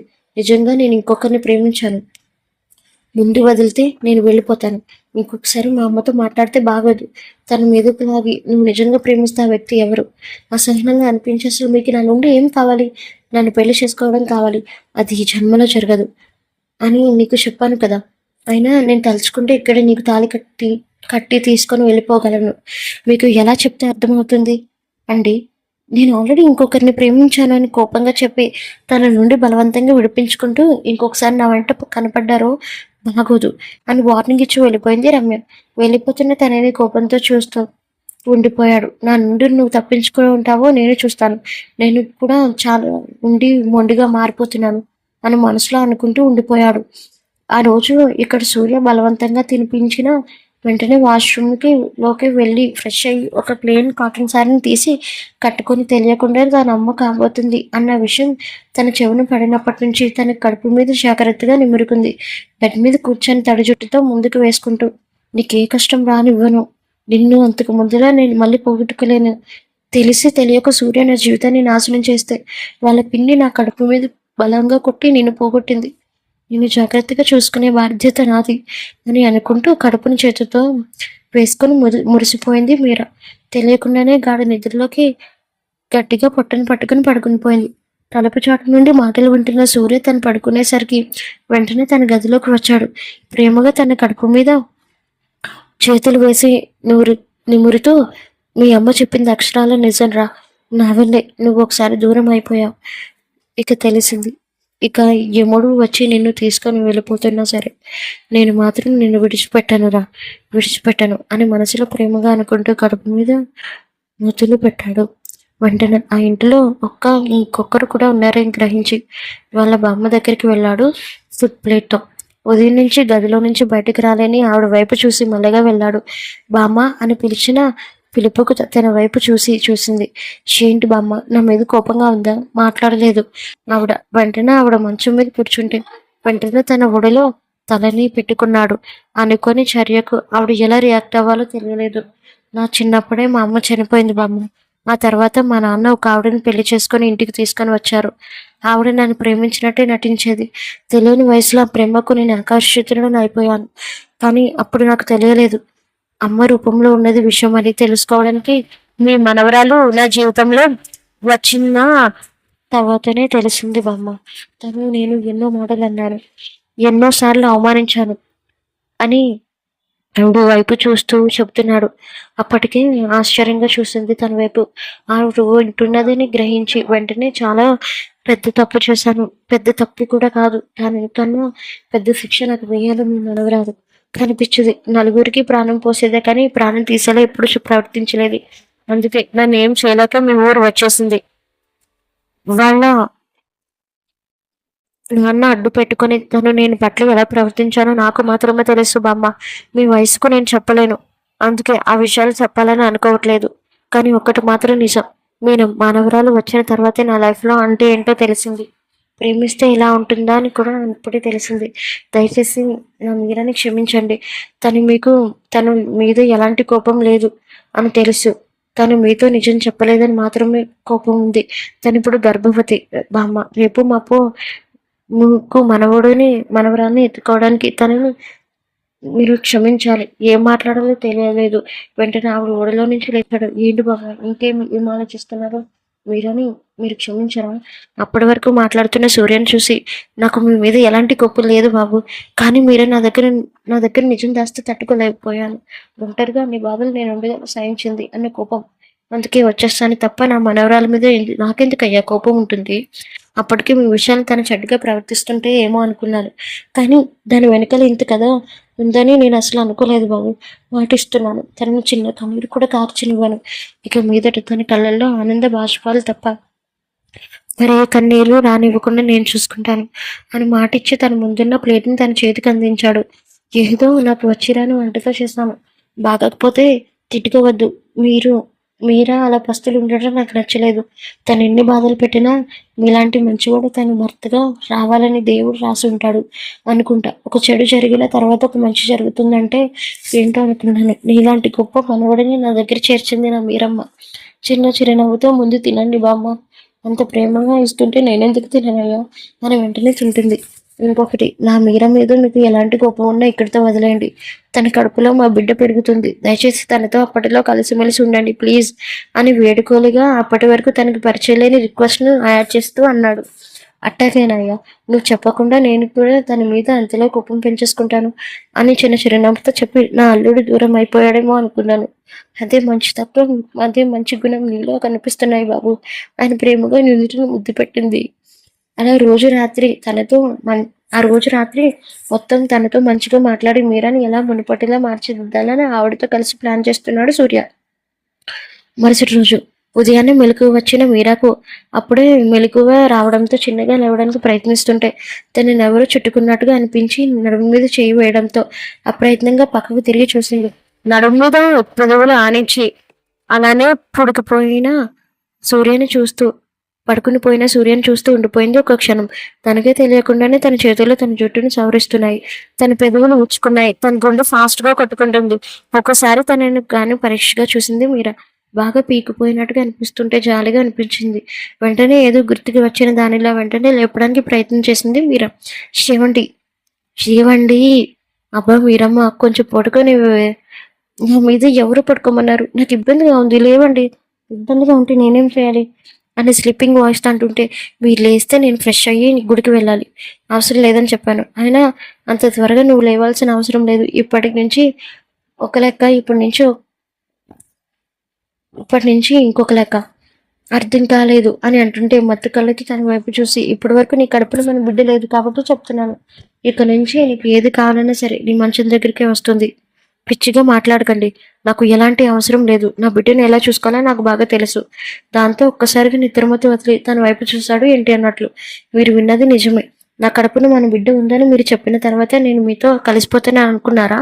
వెంటనే కనుబొమ్మలు ముడుచుకున్నాయి. అంటే అనుమానంతో ఉన్నాడు. ఏంటి నీ ఉద్దేశం? నేను మీకు దూరంగా వెళ్ళిపోతాను, చంపేస్తాను ఇంకొకసారి ఆ మాట విన్నానంటే అని రెండు చేతులు ఒక చేతితో పట్టుకొని తన మీద పొరిగి అంటున్నాడు. ఒక్కసారిగానే ఒరగడంతో తనకు ఊపిరి భారంగా మారింది. ముందు లేస్తారా లేవరా? కోపంతో తన వైపు సూటిగా చూసి ఇంకొకసారి నీ నోటి నుంచి అలాంటి మాటలు వస్తే నేనేం చేస్తాను కూడా ఊహించలేదు. ఇప్పటి వరకు సహించను మీరమ్మా, కానీ ఇప్పుడు నేను సహించదలుచుకోలేదు. నువ్వు ఒక్కదానివి అయితే నువ్వు చెప్పినట్టు నేను వినేవాడిని. కానీ ఇప్పుడు నీ కడుపులో మన బిడ్డ కూడా ఊపిరి పోసుకుంటుంది. ఒక్కసారి ఆలోచించు. ప్రతిసారి నేను నీ వెంట ఇలా పడలేను కదా. నేను చేసిన తప్పే, ఒప్పుకుంటాను. పశ్చాత్తాపం కన్నా ఏదీ లేదు. నేను నా తప్పును తెలుసుకున్నాను. ఎవరు మనవారు ఎవరు పరాయివాడు నేను తెలుసుకున్నాను. కానీ నువ్వేం చేస్తున్నావు? ఒక క్షణమైనా నువ్వు ఆలోచించుకున్నావా? జీవితాంతం నువ్వు నాతో మాట్లాడద్దు, అట్లీస్ట్ నా పక్కన కూడా పడుకోవద్దు. కానీ నా ఇంటిలో నా ఇల్లాలుగా ఉంటే చాలు. అదే నాకు పెద్ద వరంగా ఫీల్ అవుతాను. ఇంకొక నీకు అంతగా కోపం వస్తే స్ట్రెస్ అవ్వకు, కొట్టు, తిట్టు, పడతాను, భరిస్తాను. అంతగా కావలిస్తే ఇదిగో ఒక వేప చెట్టు కర్ర రెడీగా ఉంది. మొన్ననే నాకు నీలవేణి కూడా పరీక్ష చేసింది. దాంతో గట్టిగా కొడితే మంట పుడుతుంది అంట కదా, అది తెస్తాను, దాంతో నేను కొట్టు. అంతేకాని నా నుంచి దూరం అనే మాట మాత్రం రానివ్వద్దు అని కోపంగా చెప్పి ఫ్రెష్ అయ్యి రా నీకోసం టిఫిన్ రెడీ చేశాను అని మారు మాట్లాడకుండా లేచి వెళ్ళిపోయాడు. అలా చెప్పి మాట్లాడకుండా వెళ్ళిపోయాడు అక్కడ నుండి. తను కూడా ఏం చేయలేక వెంటనే ఫ్రెష్ అవ్వడానికి వెళ్ళి చీర కట్టుకొని పెరట్లో నుండి వస్తున్న తనని చూశాడు. ఒక క్షణం చుట్టుపక్కల ఇల్లు కూడా గమనించాడు. మీరా ఇల్లుకి దూరంగా కొన్ని ఇల్లులు మాత్రమే ఉండడంతో ఆ తడిక వైపు చూస్తే వెళుతున్న వాళ్ళు కనిపించారు మనుషులందరూ. అలా పెరట్లో తలస్నానం చేసి వస్తున్న తనని చూసి ఈ టైంలో నేను ఎవరు తలస్నానం చేయమన్నారు? పిచ్చి పట్టిందా? జలుబు చేస్తే అని కోపంగా గదిమి దేవుడి గదిలో నుంచి సాంబ్రాణి అగ్గి నిప్పుల మీద వేసి దాని మీద కొంచెం సాంబ్రాణి పొడి చల్లి తన అనుమతి లేకుండానే తనని కూర్చోబెట్టి తనకి సాంబ్రాన్ని వేసి జుట్టుని ఆరబెడుతున్నాడు. ఏదో మాట్లాడుకుందామన్నా సరే తనకు అవకాశం ఇవ్వలేదు. అప్పుడే చాటలు బియ్యం చెరుగుతూ వస్తున్న సావిత్రమ్మ గారిని ఆ దృశ్యం మరింతగా అందంగా అనిపించింది. నిండుగా తన మనవడాన్ని చూస్తూ ఉండిపోవాలనిపించింది ఆవిడకి. వెంటనే తన రెండు చేతులతో చేటను అక్కడ పెట్టి వాళ్ళిద్దరు కలిపి నటుకలు విరిచింది. నటికల శబ్దం రావడంతో అప్రయత్నంగా మీరా తల తిప్పి చూస్తే తనని చూస్తూ కనిపించారు సావిత్రి గారు. బామ్మ అని కన్నీళ్లతో అంటుంటే ముఖాన్ని తిప్పుకుంది. నా మీద ఇంకా కోపంగా ఉందా అని కూర్చున్నది లేవకుండానే కన్నీళ్లతో అడుగుతుంటే తన కంటే కన్నీరుని చూడలేక వెంటనే అక్కడికి వచ్చి తన దగ్గరికి కూర్చొని ప్రేమగా తన చేతిని పట్టుకుంది. నీ మీద నాకెందుకు కోపం ఉంటుంది? కాకపోతే నువ్వు ఒక్కదానివే బాధని మోసావంటే నా గుండె ఎంతలా తరిగిపోయిందో. అందుకే నేను అలా కొట్టేశాను. తలదించుకుంది మీరా. నువ్వెందుకు తలదించుకుంటున్నావు అని ప్రేమగా తనే అంటుంటే నేను మీకు నిజం చెప్పలేనందుకు నాకు నిజంగానే చాలా భయం వేస్తుంది. మీ ఆరోగ్యం కూడా నేను దృష్టిలో పెట్టుకున్నాను కదా, అందుకే నేను చెప్పలేకపోయాను అని కన్నీళ్లతో వెక్కుతూ అంటుంటే బామ్మ మీరు వచ్చి మళ్ళీ మీరా నేర్పిస్తున్నారా అని కోపంగా అంటూ దగ్గరికి వచ్చి సాంబ్రాణి పొగని పక్కన పెట్టి తన జుట్టును దువ్వి అల్లి ముందుగానే కోసం కనకాంబరాన్ని తన జడలు తురిమాడు. ఆశ్చర్యంగా చూసింది తన వైపు. ఏంటి అలా చూస్తున్నావు? పూలు కోయడం వరకే నా పని కట్టింది మీ బామ్మ. వెంటనే తన దగ్గర నుంచి ముఖాన్ని తిప్పుకుంది. ఇంకొన్ని రోజులు మా బాబుని అలా ఏడిపిస్తావు? నువ్వు అనుమతి ఇస్తేనే కానీ ఊరి పెద్దలు నీ పెళ్లి జరిపించరు అని అంటున్నారు. అదేంటి బామ్మ, నిన్న తీర్పులో వేరేలా చెప్పారు కదా, కానీ కోపం అయితే ఉందని తెలిసింది కదా బాబు, అందుకే మనస్ఫూర్తిగా నిన్ను ఎప్పుడు అంగీకరిస్తుందో అప్పుడే తన మెడలు ముడుములు వేయించాలి అనుకున్నారు. ఇది ఒక్కటి ఫిట్టింగా అని అనుకుంటూ ఉండగానే షార్ప్గా చూసి అక్కడి నుంచి వెళ్ళిపోయింది మీరా. మీరమ్మ చాలా మొండిది బాబు, కరిగించాలి. మీరమ్మ నిజంగా చాలా మొండిది, కరిగించాలి బాబు. కరిగించేలోపు నేను ముసలోడిని అయిపోతానేమో. చిన్నగా నవ్వి ఆవిడ పని చూసుకోవడానికి వెళ్ళిపోయారు. కిచెన్లోకి వెళ్ళి గబగబా ఉదయాన్నే లేవడం వల్ల రుబ్బిన పిండిని దోశలు వేస్తున్నాడు. క్షణాల్లో పల్లీ చట్నీ చేసి తన దగ్గరకు వస్తుంటే బుక్ చదువుతున్నది కాస్త ఎదురుగా ఉన్న తనను చూసి షాక్ అయింది మీరా. తల పాగతో లుంగిని మడతపెట్టి టీషర్ట్ వేసుకొని వచ్చిన తనని చూస్తే ఆశ్చర్యపోయింది. పక్క పల్లెటూరు రైతులా కనిపించాడు సూర్య. కష్టంగా అతని మీద నుండి చూపును మరల్చుకుని అటువైపు దిక్కులు చూస్తుంది చాలు, ముందు టిఫిన్ తిను. నా అబ్బాయి నాకు వద్దు అని చెప్తున్నాను కదా, ఎందుకు అర్థం చేసుకోవు? మర్యాదగా తీసుకుని తింటావు తినవా అని ఒక్క మాట గంభీరంగా అన్నాడు. తినను అని కోపంగా చెప్పి బెడ్ మీద అటువైపు తిరిగి పడుకుంటుంటే క్షణాల్లో తన దగ్గరికి వచ్చి తన ముంజేతిని పట్టుకొని దగ్గరికి లాక్కున్నాడు. కోపంగా చూసింది తన వైపు. ఎందుకు నన్ను పదే పదే విసుగుస్తున్నారు? మీరు అంటే ఇష్టం లేదని చెప్పాను కదా, దూరంగా ఉండడం మీకు చేత కాదా? కాదు అంటే ఏం చేస్తాం? మర్యాదగా మీకే చెప్తే నా చేతులు వదలండి అని గించుకుంటున్నా తనని చూసి ఎంత మాత్రం పట్టించుకోకుండా రెండు చేతులని ఒక చేత్తో పట్టుకొని తన ముందుగానే తెచ్చిన దోశలను చట్నీలో ముంచి తనకు బలవంతంగా తినిపిస్తుంటే తననే కోపంగా చూసి తింటుంది. ఇది నీకు కడుపు కాలుతుంది, నేను పెట్టలేదు. నా కడుపులో బిడ్డ కోసం పెడుతున్నాను. అంటే అంటే నా కోసం మీరు పెట్టట్లేదు, కడుపులో పెరుగుతున్న నా బిడ్డ కోసం మీరు పెడుతున్నారు అంతేనా? సూటిగా వచ్చాయి తన మాటలు. అవును అవును నిజమే, మీకంటూ ఒక వారసుడు కావాలి కదా, అందుకే ఇప్పటి నుంచే ప్రేమగా చూసుకోవడం మొదలు పెట్టారు. అవునా? మీరా? అవును, నా మీద ప్రేమతో కాదు, కడుపులో పెరుగుతున్న బిడ్డ కోసం మీరు ఇంతలా చేస్తున్నారు. ముందు నా చేతులు వదలండి అని అప్పటికే తినిపించడం పూర్తవడంతో విసిరిగా తనని తోసి అరుస్తుంది. నువ్వు ఎక్కువ అరవకు, కడుపులో ఉన్న మన బేబీ కూడా సఫర్ అవుతుంది. అయితే అవుతుంది, మీకెందుకు అంత నొప్పి? కోపంగా వినిపించింది తన గొంతు. వెంటనే తన పీక పట్టుకున్నాడు. అయితే అవుతుందంటే ఇంకొకసారి నోటి నుంచి వస్తే చంపేస్తాను. చెప్పాను కదా, ఇంతకు ముందు నుంచి నేను ఆటలు సాగాయి, ఇక మీద నేను ఎలా చెప్తే అలానే వినాలి. నువ్వు వినేలా నేను చేస్తాను అని మరో మాటకి తాము ఇవ్వకుండా అక్కడి నుంచి వెళ్ళిపోయాడు ప్లేట్ని తీసుకొని. వెళుతూనే తనని కోపంగా చూస్తూ పళ్ళు కొరుక్కుంది మీరా. టిఫిన్ చేసి వాళ్ళ అమ్మకి చెప్పి పక్కనే ఉన్న డిమార్ట్కి వెళ్ళిపోయింది రమ్య. వెళుతున్నది కానీ దారిలో రహీం ఆలోచన తనకు వెంట పడుతూనే ఉన్నాయి. అసలు అతను నన్ను ఏడిపిద్దాం అనుకుంటున్నాడు, ఏం చేద్దాం అనుకుంటున్నాడు? కొంచెమైనా బుద్ధి ఉందా? అలా ఎలా నేను పెళ్లి చేసుకుంటానని మా అమ్మతో చెప్తాడు? స్టేషన్కి వెళ్ళి వార్నింగ్ ఇచ్చాడు కాబట్టి సరిపోయింది, లేదంటే ఈ రోజు ఇంకా ఎంత రచ్చ చేసేవాడు అని మనసులో కోపంగా తనని తిట్టుకుంది. అలా తిట్టుకోవడం ఆలస్యం. వెంటనే పోలీస్ డ్రెస్తో జీప్లో సహా తన ముందు వచ్చి ఆగితే అప్రయత్నంగా ముందుకు చూసింది రమ్య. దృఢమైన కండులతో పోలీస్ డ్రెస్లో జీప్ దిగుతూ వచ్చాడు. తనను చూసి మళ్ళీ తప్పించుకొని వెళ్ళిపోతుంటే పక్కనే ఉన్న కానిస్టేబుల్ వైపు చూశాడు. మేడం, మీరు సార్ అర్జెంటుగా జీప్ ఎక్కండి. ఎందుకు? అనుమానంతో అడిగింది రమ్య. ఎందుకంటే ఏంటండి మేడం, మీ డిమార్ట్ వాళ్ళు మీ మీద కంప్లైంట్ ఇచ్చారు. అందుకు. వాట్? నా మీద కంప్లైంట్ ఇచ్చారా? నేనేం చేశాను అని కోపంగా అరిచినట్టు అడిగింది. రంగారావు అని గంభీరంగా వినిపించింది రహీం వాయిస్. సార్ అని వినయంగా అనడంతో ముందు ఆ అమ్మాయిని జీపెక్కించు, తర్వాత చూద్దాం అని కోపంగా తనని చూసి అంటుంటే అప్పుడు అర్థమైంది ఇదంతా రహీం ప్లాన్ అని. మీరు నా మీద పగ తీర్చుకోవాలని బాగా డిసైడ్ అయినట్టున్నారు కదా.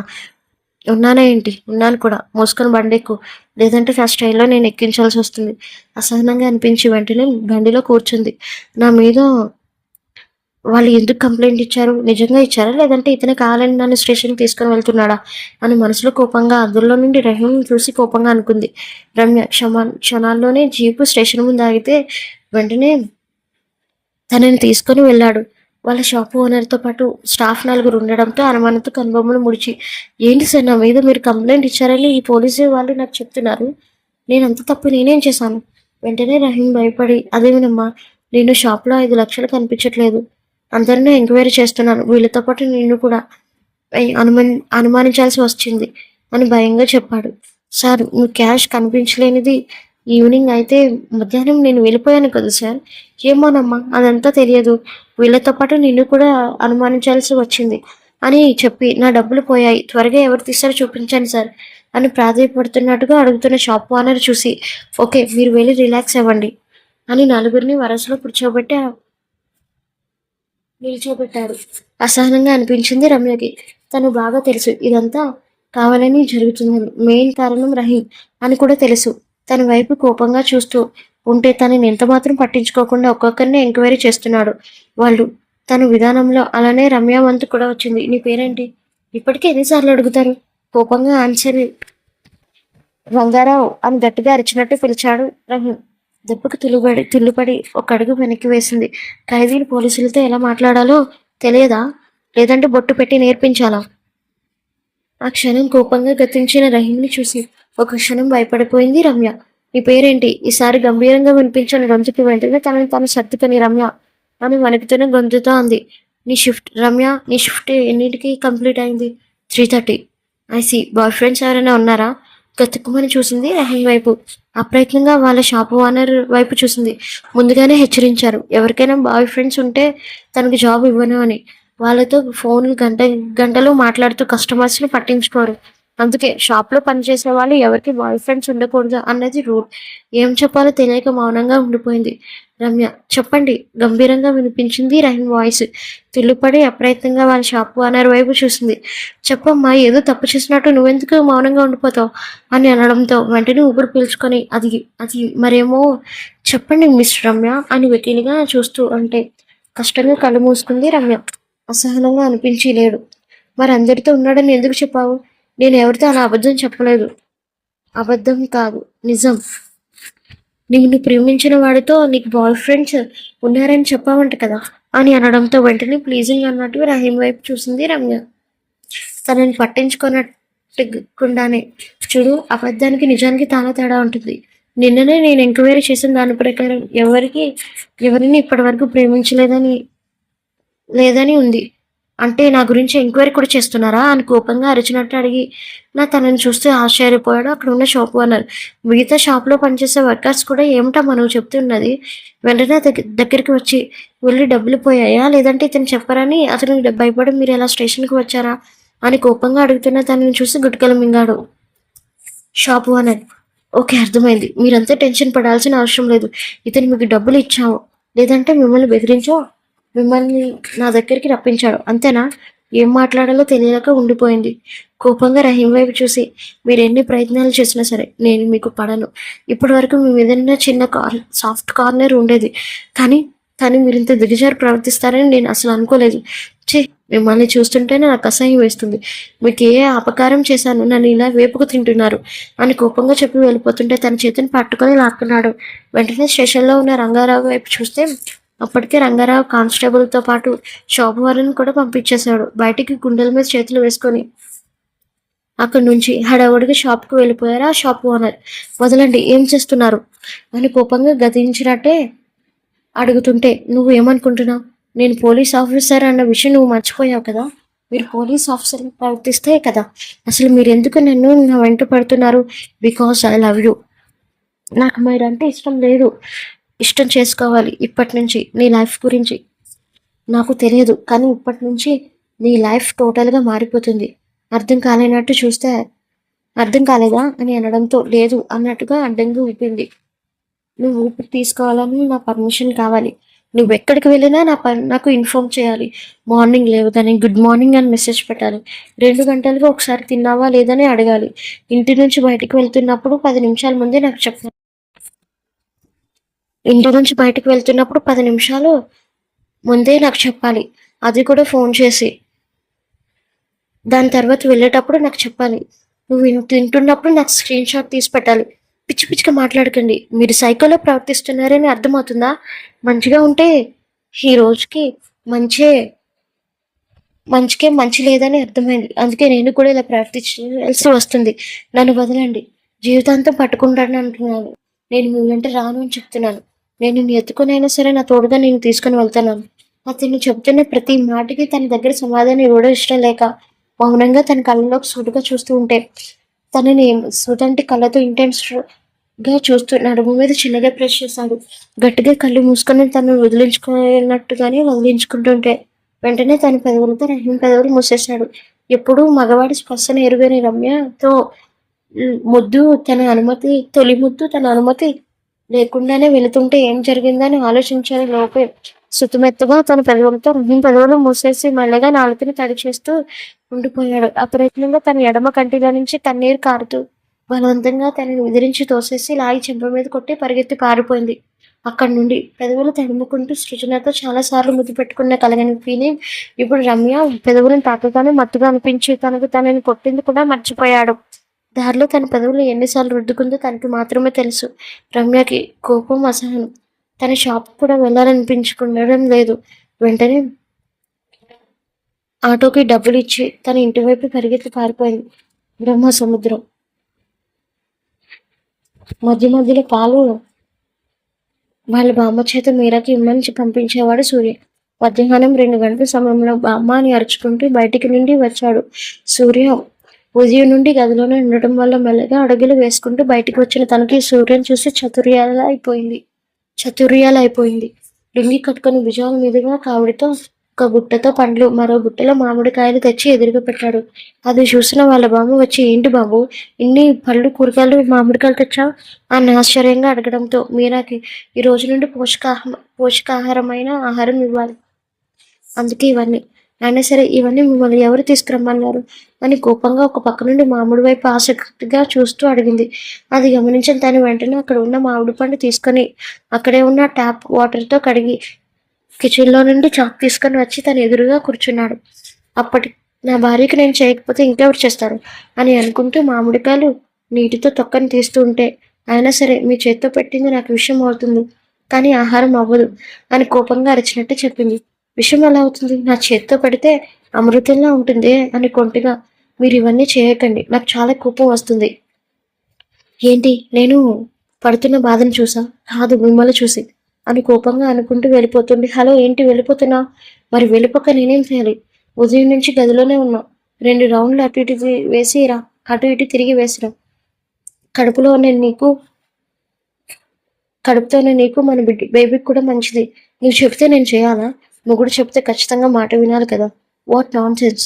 మీరు నాకు ఎప్పటికీ భర్త కారు, అది గుర్తుపెట్టుకోండి అని వెళ్ళిపోతుంటే అప్పటికే కట్ చేసిన ముక్కలను చూసి దాని మీద ఉప్పు కారం చెల్లి వెళ్ళిపోతున్న తన ముంజేతను పట్టుకొని తన చేతిలో ప్లేట్ని పెట్టి తన బాల్కనీలోకి తీసుకొని వెళ్తున్నాడు. మీరు ఎన్ని చేసినా నా మనసు కరగదు అని కోపంగా అరుస్తుంటే, నీకు అలా అరవద్దని నేను ఎన్నిసార్లు చెప్పాను? మీరు ఎలా చెప్పినా సరే నేను మాత్రం నిన్ననే క్షమించను అని కోపంగా అంటున్న తనని ఎంత మాత్రం పట్టించుకోకుండా, అయితే క్షమించుకో అని మామిడికాయ ముక్కల్ని తీసి తన నోట్లో పెట్టి అన్నాడు. వాళ్ళిద్దరిని అలా ముచ్చటగా చూస్తుంటే తనకు చాలా సంతోషంగా అనిపించింది సావిత్రి గారికి. వెంటనే తాగులో ఉన్న బుట్టని తీసుకొని కిచెన్లోకి వెళ్ళి సర్దుతుంది నీటిగా. అదే రోజు సాయంత్రం ఊరికి చివర ఆనుకొని ఉన్న పూరిపాకలో కళ్ళు తాగుతున్నాడు వీర్రాజు. అంతా నీలవేణి వల్లేరా. అదే కానీ మీరా గురించి చెప్పకపోతే ఈ రోజు నా సొంతం అయిపోయి ఉండేది. ఆ పట్నం బాబు కూడా నా మీద చాలా దెబ్బ కొట్టాడు. ఊరు తీర్పించింది కదా అన్న, మరి మీరమ్మని ఎలా అని అన్నంతలో ఊరు తీర్పిస్తే ఏంట్రా? అది నీతి నిజాయితీకి ఉన్నవాడికి మనకి అవి రెండూ లేవు కదా. ప్రాబ్లం అవుతుందేమో అన్న.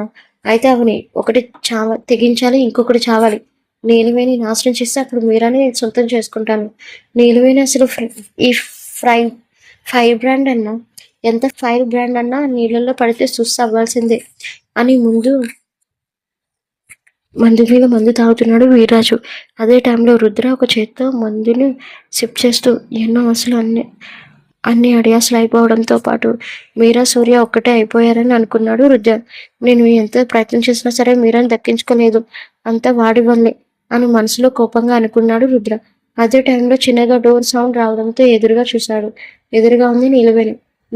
నువ్వెందుకు వచ్చావు ఈ టైంలో? ఏంటి తమరు అసలు అయిపోయారని బాధపడుతున్నట్టుగా ఆమె చేతిలో ముందుకు అనడంతో అడిగింది. అది నీకు అనవసరం. నాకే అనవసరం. ఆ రోజు ఏమన్నారో మీకు గుర్తులేదా? వెంటనే చేతి పిడికిలు బిగించాడు.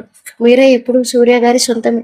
నీలాంటి వాళ్ళు ఎంతమంది మధ్యలో వచ్చినా సరే వాళ్ళిద్దరిని వేరు చేయలేరు అని కోపంగా చెప్పి వెళ్ళిపోతుంటే తనని ఒక చేత్తో లాగి డోర్కి అణిచి 2 చేతులను ఒక చేత్తో పైకెట్టుకుని నడుము మీద గట్టిగా ప్రెస్ చేస్తూ ఉంటే, ఏంటి బలసు కొట్టుకుంటున్నావు? మీరా లేకపోతే ఏమైంది? నువ్వు కూడా ఇంచుమించు బాగానే ఉన్నావు. నేను ఏదైనా చేస్తానని భయం లేదా? ఈ టైంలో ఒంటరిగా ఎందుకు వచ్చావు అని కోపంగా అరిచినట్టు అడిగాడు. అది ఊహించిన చర్య కాబట్టి షాక్తో ఉండిపోయింది నీలవేణి. తనని అలా తలుపుగా అడ్డుపెట్టి కళ్ళల్లో కళ్ళు పెట్టి చూసిన రుద్ర చూస్తూ ఒక క్షణం తన మనసు గతి తప్పినట్లు అనిపించి వెంటనే తనని తోసింది. ఇంకొకసారి పెళ్లి కానీ ఆడపిల్ల మీద ఇలా ప్రవర్తించావో మర్యాదగా ఉండదు అని మేకపోతే గాంభీర్యం ప్రదర్శిస్తూ అక్కడి నుంచి వెళ్ళిపోయింది నీలవేణి. తనని చూస్తూ కోపంగా చేతులు బిగించాడు రుద్ర. వద్దన్న బలవంతంగా సూర్య మీరాకి తినిపించి గదిలోకి వెళ్ళి పడుకోమంటే క్షణాల్లోనే తనకు మత్తుగా అనిపించి నిద్రలోకి జారుకుంది. అప్పటి వరకు ఓపెన్ చేయలేని ల్యాప్టాప్ తీసి చకచకా మెయిల్స్ ఏమొచ్చినాయని చెక్ చేస్తూ వందల కొద్ది మెయిల్స్ రావడంతో వాటిని చెక్ చేసి రిప్లై ఇవ్వడానికి సమయం సరిపోయింది. అదంతా పూర్తి చేసుకునేసరికి 2 దాటిపోయింది సూర్యకి. మెల్లగా తనకి నిద్ర కమ్ముకుంటుంటే మీరాని ఒక్కసారిగా గమనించాడు. ఎలాంటి కల్మషం లేకుండా ప్రశాంతంగా తన దగ్గరకు వెళ్ళి తన కౌగిలిలో పడుకుంటుంటే అప్పుడే మెలకు వచ్చింది మీరాకి. కూడా లోపల గ్రేవింగ్ స్టార్ట్ అయ్యినట్టుగా అనిపించింది. ఒక్కసారిగా సూర్య వైపు చూసింది. అప్పుడే పడుకోవడం వల్ల మెల్లగా కళ్ళు మూసుకొని తనని చూస్తే పడుకున్నాడని గ్రహించి తన చేతిని తప్పించుకుంది. ఏం చేస్తుందో అని ఆలోచిస్తుందన్న తనకి వెంటనే తన చేతిని కూడా తీసి చీకటిలో అది కూడా చిన్న బల్బులో సూర్య ముఖం కనిపించకపోతే సూర్యకి మీరా ముఖం స్పష్టంగా కనిపిస్తుంది. వెన్నెల కాంతిలో మిలమిల మెరిసిపోతూ ఉన్న తన మామను చూసి ఏం చేస్తున్నావని పడుకున్నట్టు నటించాడు. ఒక్కసారిగా సూర్య ముఖాన్ని చూసిన వెంటనే తన చేతులు తప్పించుకొని మెల్లగా అడుగు వేసుకుంటూ వెళ్ళింది. వాళ్ళ బామ్మ కూడా పడుకోవడంతో గాఢ నిద్రలో ఉన్నదని గ్రహించి వెంటనే అడుగు వేసుకుంటూ చుట్టూ చూసిన తనకి ఎవరూ కనిపించకపోగా కిచెన్లోకి వెళ్ళింది. మధ్యాహ్నమే వాళ్ళ బామ్మ మామిడికాయలన్నీ బొట్టెలో వేసి దాని మీద గట్టి పరక వేయడంతో అవి ఎక్కడున్నాయో ముందుగానే తెలిసిన మీరా వెంటనే బుట్ట దగ్గరికి వెళ్ళి ఒక మామిడికాయ తీసుకుంది. దాన్ని చూస్తూనే నూరూరింది. ఇందాక తీసుకుందామని అనుకుంది, కానీ సూర్య ఉన్నాడని తన ముందు చిన్నతనంగా ఉంటుందని తీసుకోలేక అలానే వెళ్ళి పడుకుంది. ఒక్కసారి మళ్ళీ డోర్ వైపు చూసి ఎవరు కనిపించలేదని గ్రహించి వెంటనే దాన్ని అక్కడ ఉన్న మంచి నీళ్లతో నీట్గా కడిగి చాక్తో ముక్కలు కోసి దాని మీద ఉప్పు కారం చల్లి తింటుంది. నోటికి పులుపు తగలగానే అప్పటి వరకు మామిడికాయల కోసం అరుస్తున్న తన గ్రేవింగ్స్ అన్నీ ఆగిపోయాయి. మీరా ఎప్పుడైతే బయటికి వెళ్ళిందో సూర్య కూడా తన వెనక్కి వెళ్ళి తను ఏం చేస్తుందని చూశాను. మామిడికాయలు తింటున్న మీరాని చూసి కార్నర్ స్మైల్ వచ్చి చేరింది తన పెదవుల మీద. ఎవరో తనని చూస్తున్నారని అనిపించి వెంటనే వెనక్కి తిరిగి సడన్గా తనకి చూసిన 2 చేతులు కట్టుకొని కనిపిస్తున్న సూర్యని చూసి నోట్లో ఉన్న మామిడికాయ ముక్క అడ్డుపెట్టి పడినట్టుగా అనిపించి దగ్గడం మొదలుపెట్టింది. అది గమనించిన సూర్య వెంటనే రియాక్ట్ అవుతూ హే మెల్లగా అని తన దగ్గరికి వచ్చి అంటుంటే అక్కడ ఉన్న మంచినీళ్ళు తాగించాడు. మంచినీళ్ళు తాగుతున్నది ఓరగా తనని చూసింది. ఎంతో కేరింగ్ తన మీద స్పష్టంగా కనిపిస్తుంటే మాట్లాడలేక మౌనంగా ఉండిపోయింది. తాగించిన తర్వాత అక్కడ ఉన్న లైట్ వేసి ఇంకొక కట్ చేసి పెట్టాడు. అలా నీట్గా కట్ చేసి ఉప్పు కారం చల్లి తన ప్లేట్లో పడుతుంటే తలెత్తకుండా సూర్యని చూడకుండా తెలిసింది. ఇంకొకటి కూడా కోస్తుంటే ఇక చాలు అని చెప్పి ఫాస్ట్గా తన గదిలోకి వెళ్ళిపోయింది మీరా. మొత్తం క్లీన్ చేసి తన వెనక్కి వెళ్ళాడు సూర్య కూడా. అటు తిరిగి పడుకొని గట్టిగా కళ్ళు మూసుకొని తనని సూర్య చూశాడని అనిపించి కొంచెం ఇబ్బందిగా ఫీల్ అయ్యి నిద్రపోవడానికి ప్రయత్నిస్తుంటే ఎంతసేపటికి నిద్ర రాలేదు. అప్పుడే తన వెనకే సూర్యం కూడా లైట్ ఆఫ్ చేసి కిటికీ దగ్గరికి బారుగా ఓపెన్ చేసిన చల్లటి గాలి తన ముఖానికి చేరడంతో చిన్న చిరునవ్వు మెరిసి మీరా పక్కన పడుకున్నాడు. వెంటనే తన ముంజేతను పట్టుకుని దగ్గరకు లాగి తన గుండెల మీద పడుకోబెట్టుకుంటుంటే లేవడానికి ప్రయత్నించింది. బలవంతంగా అతని గుండెల మీద అదిమి పెట్టుకొని, పడుకో, నేనేం అననులే, మాట్లాడాలనిపించలేదు. వెంటనే సూర్య గుండె శబ్దం తన చెవులకు చేరడంతో తెలియకుండానే కళ్ళు మూతలు పడ్డాయి. ఆ రోజు ఒకరి కవులలో ఒకరికి సేద తీరి 9 గంటల వరకు లేవనే లేదు ఎవరు. రాత్రిపూట ఎంతసేపటికి నిద్ర లేవని రమ్య పక్కకు తిరిగి పడుకుంటుంటే రహీం పెట్టిన ముద్దే కనిపించింది. అతను నా గురించి ఏమనుకుంటున్నాడు? ఏదో ఒకటి చేయాలి, ఇలానే వదిలేస్తే ఖచ్చితంగా నేను ఏదో ఒకటి చేసేలా ఉన్నాడు అని మనసులో మదన పడుతుంటే రమ్య అని పిలిచిన గొంతుకు వెంటనే వెనక్కి తిరిగి వాళ్ళ అమ్మ వైపు చూసింది. ఏంటమ్మా అని తన వైపు అంటుంటే, ఆ బాబు గురించి ఆలోచిస్తున్నావా? ఏం ఏ బాబు? అర్థం కాక అడిగితే, మన ఇంటికి వచ్చి నేను పెళ్లి చేసుకుంటానని చెప్పాడు కదా, ఆ పోలీస్ అబ్బాయి గురించి.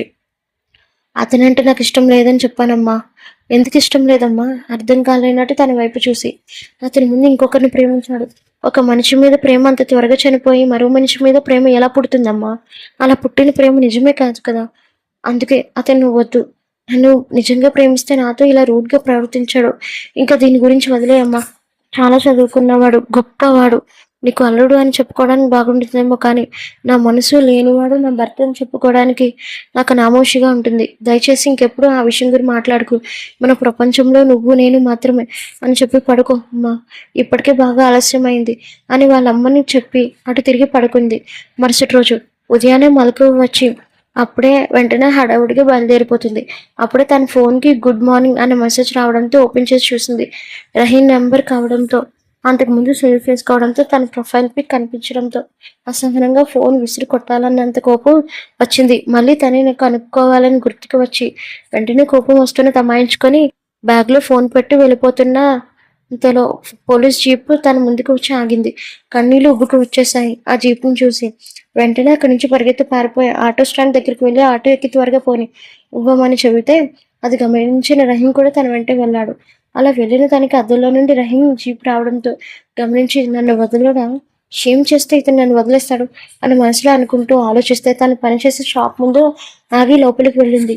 9 గంటల సమయంలో మెలుగు వచ్చిన మీరాకి వెంటనే లేచి పక్కనున్న సూర్య వైపు చూసి కంగారుగా రాత్రి జరిగింది గుర్తుకు రావడంతో తెలియకుండానే బుగ్గల ఎరుపుదనాన్ని పులుముకుంటే కష్టంగా వస్తున్న ఫీలింగ్స్ ని అదిమి పెట్టుకోవడానికి స్నానం చేయడానికి వెళ్ళింది.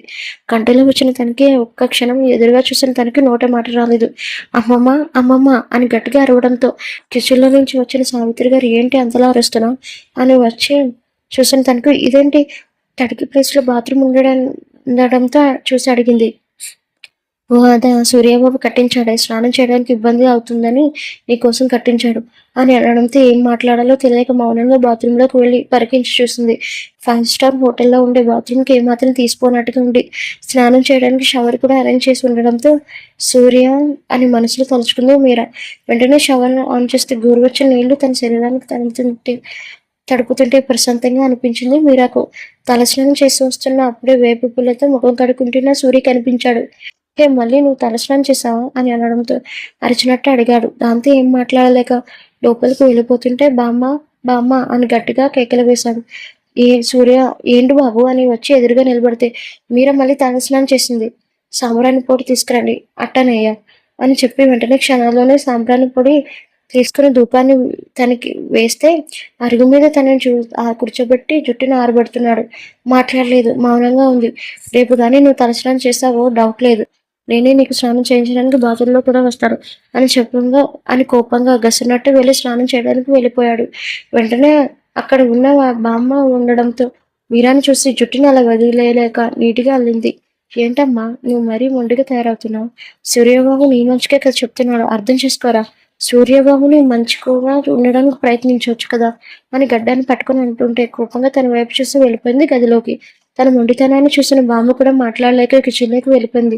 షాప్లోకి అడుగుపెట్టిన రమ్యను ముద్దుగా చూస్తారా అక్కడ స్టాఫ్. ఎందుకలా చూస్తున్నారో అర్థం కాక వెంటనే షాప్ ఓనర్ దగ్గరికి వెళితే తనని చూసి, క్షమించమ్మా, నీకు ఇక్కడ పని ఇవ్వాలని మేము అనుకోవట్లేదు అని అనడంతో ఒకసారిగా గొంతులో ఏదో అడ్డుపడినట్టుగా అనిపించి, ఏం మాట్లాడుతున్నారు అని వణుకుతున్న గొంతుతో అడిగింది.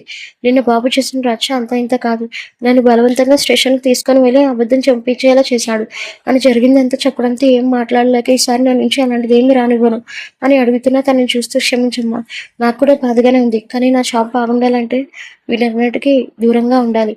అని చెప్పి తనకి రావాల్సిన అమౌంట్ని సెటిల్ చేసి పంపించేశాడు. ఉన్న ఒక్క ఆధారం కూడా పోవడంతో ఏం చేయలేక రోడ్డు మీద నడుస్తూ ఉంటే తన ముందుకు జీపు వచ్చి ఆగింది. ఒక్కసారిగా అసహనం కోపం వచ్చి చేరాయి. తనలో ఏం మాటలు మాట్లాడలేక మౌనంగా తప్పించుకొని వెళ్ళిపోతుంటే చిటిక వేసి పిలిపించాడు. వెనక్కి తిరగలేదు. దాంతో కోపంతో తన ముందుకు వచ్చి ఏంటి జాబ్ పోయిందా అని కిల్లింగ్ ఎక్స్ప్రెషన్స్తో అడుగుతుంటే చురుగ్గా చూసింది రమ్య. నువ్వు ఎలా చూసినా సరే నా ప్రేమను ఒప్పుకునేంత వరకు నేను ఇలా ఇబ్బంది పెడుతూనే ఉంటాను. మీకేమైనా పిచ్చా? లేదంటే ఎందుకు నన్ను కావాలనే పదే పదే నా వెంట పడుతున్నారు? దయచేసి నన్ను వదిలేయండి అని ఏడుపు గొంతుతో అంటుంటే తన కంట్లో కన్నీరు నచ్చిన రహీం తన చేతిని పట్టుకొని జీపులో కుదేసి అక్కడి దగ్గరలో ఉన్న ఫేమస్ రెస్టారెంట్లోకి తీసుకుని వెళ్ళి స్పెషల్ రూమ్ ఆర్డర్ చేసి రూమ్లోకి వెళ్ళి కూర్చున్నాడు. మౌనంగా ఉండి తన వైపు కోపంగా చూస్తుంది. తను చూపులు ఏం పట్టనట్టు ఏం కావాలి అని అడుగుతుంటే కొంచెం విషయం ఉంటే చెప్పండి, తాగి చేస్తాను. సారీ, అది ఎక్కడ దొరకదు. ఇక్కడ దొరకదు కదా, ఇంకెక్కడ దొరుకుతుంది అని చెప్పి 2 కాఫీ అని ఆర్డర్ ఇవ్వడంతో అలానే అని వినయంగా తల ఉంచుకొని వెళ్ళిపోయారు బేరర్. మీ మీద నాకు ఇలాంటి ఫీలింగ్స్ రావాలని చెబుతుంటే వినిపించుకోవట్లేదా? నాకు నిజంగా మిమ్మల్ని పెళ్లి చేసుకునే ఉద్దేశం కూడా నాకు లేదండి. మీరు ప్రేమించిన సృజనని పెళ్లి చేసుకోండి. సృజన పేరు ఎప్పుడైతే వినబడిందో కోపంగా తన వైపు ఇంకొకసారి తన పేరు మన ఇద్దరి మధ్యలో వస్తే నేనేం చేస్తానో కూడా నీకు తెలియదు. నిన్న ముద్దు వరకునే ఆగింది. తర్వాత ఎటు వెళ్తుందో కూడా తెలియదు. కోపంగా చూసి నన్ను వదలాలంటే ఏం చేయాలి చెప్పండి, అదే చేస్తాను. నన్ను పెళ్లి చేసుకో, నా ఇంటికి రావాలి. అది తప్ప ఏం లేదు. నువ్వు నన్ను పెళ్లి చేసుకొని ఇంటికి వస్తే నీకు స్వర్గాన్ని చూపిస్తాను అని అనడంతో మీలాంటి రాక్షసుడితో స్వర్గం ఎలా ఉంటుంది? నరకంగానే ఉంటుంది. సెన్స్ ఆఫ్ హ్యూమర్ ఉపయోగిస్తున్నావా? కాదు, నాలో కలిగే బాధలు మీకు చెప్తున్నాను. మీలాంటి వారిని ఎవరైనా ఇష్టపడతారని మీరు అనుకుంటున్నారా? నాకేం తక్కువ, లక్షల జీతం. అది కాకుండా మా మమ్మీకి డాడీకి కూడా నేను ఒక్కడనే కొడుకుని. వాళ్ళు యుఎస్లో సెటిల్ అయ్యారు. నేను ఇక్కడే ఉంటున్నాను. నా ఉద్యోగం మీద ఉన్న పేషెంట్తో నేను ఇక్కడ ఉండిపోయాను. నువ్వు ఒప్పుకుంటే ఇద్దరు అవుతాం. ఇద్దరు కూడా నలుగురు కూడా మారచ్చు. వెంటనే ఏదో మాట్లాడబోతున్నా తన బేరర్ రావడంతో మధ్యలో మాటలు ఆపేసింది. బేరర్ వచ్చి కాఫీలు ఇచ్చి వెళ్ళిపోయిన తర్వాత తనని సూటిగా చూసి, చూడు, ఇప్పటి వరకు ఆగాను. ఇక నుంచి నేను ఆగదలుచుకోలేదు. సూర్యతో కూడా మాట్లాడాను. మా ఇద్దరి పెళ్లికి కూడా తను వస్తాడు అని చెప్పి మొదట్లో ఆశ్చర్యపోయినా సరే నా గురించి తెలుసు కాబట్టి సూర్య వెంటనే ఒప్పేసుకున్నాడు. నీకు 2 రోజులు టైం ఇస్తున్నాను. ఈ లోపు నువ్వు వచ్చి నువ్వే నన్ను పెళ్లి చేసుకుంటానని చెప్పాలి. లేదంటే ఏం లేదు. నేనే నిన్ను పెళ్లి చేసుకుంటాను. ఏదేమైనా సరే మన ఇద్దరి పెళ్లి జరగడం ఇందులో నువ్వు ఎలాంటి చింతపడాల్సిన అవసరం లేదు అని చెప్పి ముందు కాఫీ తాగి చల్లారిపోతుంది. బాగా స్ట్రెస్ అయి ఉంటావు కదా, ఏం చేయాలో తెలియక మౌనంగా కాఫీ తాగి వెళ్ళిపోతుంటే చిటికి వేసి పిలిచాడు.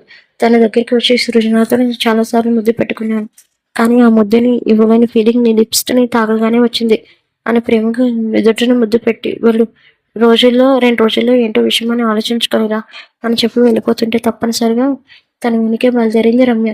అదే హోటల్లో మరోపక్క వాళ్ళ ఫ్రెండ్స్తో ముచ్చట్లు పెడుతున్న సృజన ప్రయత్నంగా తలదిప్పి చూస్తే ఒక పక్క నుండి రమ్య రహీం క్లోజ్గా ఉండడం గమనించి కుతుకుతా ఉండిపోయింది. కళ్ళల్లో నిప్పులు పోసుకుంది. నా రహీంని నాకు కాకుండా చేశావు, నేను ప్రాణాలతో మాత్రం వదలను అని కోపంగా చెప్పి వెంటనే వాళ్ళ ఫ్రెండ్స్ వైపు చూసి నేను వెళ్తాను. అదేంటి ఇప్పుడే కదా వచ్చావు, నేను వెళ్ళాలని చెప్తాను కదా అని మరో మాటకి తావు ఇవ్వకుండా అక్కడి నుంచి వెళ్ళిపోయి కారులో రహీం జీప్ని ఫాలో అవుతుంది. క్షణాల్లోనే రహీం జీప్ రమ్య బస్తీలో ఆగడంతో కోపంగా రమ్య వైపు చూసి వెళ్ళిపోతుంది. అది రమ్య ఇల్లు అని అర్థం చేసుకున్న సృజన వెంటనే ఓహో ఈవిడని దాన్ని డ్రాప్ చేయడానికి వచ్చాడా చెబుతా అని మనసులో అనుకుంటూ ఏదో ఐడియా వచ్చిన దానిలా తన మనుషులకు ఫోన్ చేసింది. అటు నుంచి 2 రింగులకి లిఫ్ట్ చేసిన ఇద్దరు గుండెలు. చెప్పండి మేడం, చాలా రోజుల నుంచి మాకు పని లేదు. కరెక్ట్ సమయానికి మీరు ఫోన్ చేశారు. చెప్పండి ఈసారి ఏం చేయాలో. కాలు విరగొట్టాలా మర్డర్ చేయాలి. నేను ఒక అమ్మాయి ఫోటో పంపిస్తాను, వెంటనే దాన్ని వేసేయాలి అని అడ్రస్ కూడా పంపించింది. క్షణాల్లోనే డబ్బులు ట్రాన్స్ఫర్ చేసి రమ్యన్ ఫోటోలు కూడా పంపించింది. వేళ టైంలో వచ్చిన కూతుర్ని చూస్తూ ఏమైంది, పని అప్పుడే అయిపోయిందా? లేదమ్మా, పని అయిపోయింది. ఏం మాట్లాడుతున్నావురా అని నాలనుగా వచ్చి దగ్గర కూర్చొని అడుగుతుంటే వెంటనే తనని హక్ చేసుకొని ఏడుస్తుంది. నాకెందుకు ఇలా జరుగుతుందమ్మా, నేను ఏ తప్పు చేశాను? సూర్య సార్ చెప్పిన పని మనిషికి సాయం చేయడానికి వెళ్తే చివరికి ప్రేమ అని నా వెంట పడుతున్నారు. నేను ఎన్నిసార్లు వద్దన్నా సరే నా వెంట పడుతున్నాడు. నాకు ఏం చేయాలో అర్థం కావటం లేదు. కూతురులో ఏడుస్తుంటే తండ్రి మనసు ఊరుకోక తన జుట్టును సవరించుకొని బాధపడుకు రహీం. రహీం అంటే నీకు నిజంగానే ఇష్టం లేదా? మౌనంగా ఉండిపోయింది. మాట్లాడలేదు. అంటే నీకు ఇష్టమా? నాకు తెలియదమ్మా అని తన మనసు సందిగ్ధంలో ఉందని అర్థం చేసుకుని ఆవిడ వెంటనే రియాక్ట్ అవుతూ, ఒకవేళ నీ మనసులో కూడా ఆ బాధ ఉంటే చెప్పమ్మా అని అనడంతో అతని ప్రేమ అబద్ధం. అతను ముందుగానే ప్రేమించిన అమ్మాయి ఉంది. ఆ అమ్మాయి ఇప్పుడు రహీంనే కోరుకుంటుంది. ఒకవేళ కాదని నేను అతనితో కలిసి అడుగులు వేస్తే ఖచ్చితంగా మన ఇద్దరి ప్రాణానికి ప్రమాదం. నేనేమైపోయినా పర్వాలేదు. నేనే జీవితంగా బతుకుతున్నా. నీకేమైనా అయితే మాత్రం తట్టుకోలేనమ్మా అని సృజన గురించి ఆలోచించి చెప్పింది. మూడు కూడా ఏం మాట్లాడలేదు. వెంటనే వాళ్ళ అమ్మ వైపు చూసింది. మనం ఈ ఊరిని వదిలి వెళ్ళిపోదామమ్మా. ఎక్కడికైనా దూరంగా అని కన్నీళ్ళతో అడుగుతుంటే, ఎక్కడని వెళ్తాం రా? మనకి ఎవరు తెలుసు? ఎక్కడికో దగ్గరికి వెళ్దాం. నా ఒంట్లో శక్తి ఉంది. నేను పోషించుకునే శక్తి కూడా నా దగ్గర ఉంది. దయచేసి నా మాటకి అడ్డు చెప్పకు. మన ఇద్దరికైనా ఎక్కడికైనా వెళ్ళిపోయి బతుకుదాం. అనుక్షణం ప్రేమ ప్రేమ అని వెంటపడే రహీం నుంచి తప్పించుకొని వెళ్ళిపోదాం అని అనడంతో కూతురి కన్నీళ్ళని చూసిన ఆవిడకి ఏం మాట్లాడాలో తెలియక నీ ఇష్టం వెంటనే ఆవిడ హగ్ చేసుకుని ఏడుస్తుంది. లంచ్ టైం అవడంతో సూర్యన నేను వంట చేసి తన ముందు పెట్టాను. నాకు ఆకలిగా లేదు. అప్పటికే 2 అవుతుంది. ఎందుకు ఆకలి వేయట్లేదు? కోపంగా తన వైపు చూసి ఎందుకు ఆకలి వేయట్లేదా? ఉదయం టిఫిన్ అని 4 దోశలు 2 ఇడ్లీలు నాకు పెట్టావు. అవి తినలేక కుక్కలేక కష్టంగా ఎలాగోలాగా తిన్నాను. అది కాకుండా దాని గురించి తర్వాత పాలు అని చెప్పి ఒకటిచ్చావు. దాని తర్వాత 10 నిమిషాల తర్వాత మళ్ళీ బూస్ట్ పాలు హెల్త్కి మంచిదని ఇంకొకటి ఇచ్చావు. ఆ 10 నిమిషాల తర్వాత మామిడి పళ్ళు కట్ చేసి నాకు ఇచ్చావు. దాని తర్వాత ఆపిల్ పండు కూడా తీసుకొని వచ్చి పెడుతున్నావు. మొత్తం అంతా అలా తింటూ కూర్చుంటే ఇంకెప్పుడు ఆకలేస్తుంది. నువ్వు ఇలా పెడితే ఖచ్చితంగా నేను లావు అయిపోతాను. నువ్వు లావైనా నాకు ఏం ఫరక్ పడదు. మూతిని తిప్పి అంటుంటే తిరిగింది. ఇదిగోండి ఈ 2 మూతలే తిను. మీకు ఎన్నిసార్లు చెప్పాలి? తిండితో నన్ను చంపిస్తానా? నా మాట పూర్తి అవ్వకముందే తన నోట్లో అన్నాన్ని కుక్కాడు. అసహనంగా అనిపించి కసబిస నములుతుంటే మెల్లగా తిని పొలమారుతుంది. నేను నిన్నకి నాకు ఇలానే తినడం వచ్చు అని బెట్టుగా అని తింటుంటే ఇంకొక ముద్ద అని నోట్లో బలవంతంగా పెట్టాడు. ఇంకా ఉంది. అండ్ కామెంట్స్ మాత్రం మర్చిపోకండి. నాన్ స్టాప్ 1 అవర్ నేను అప్డేట్ ఇచ్చాను. Thank you for watching. Bad comments పెడితే మీ మీద ఉంటాయి.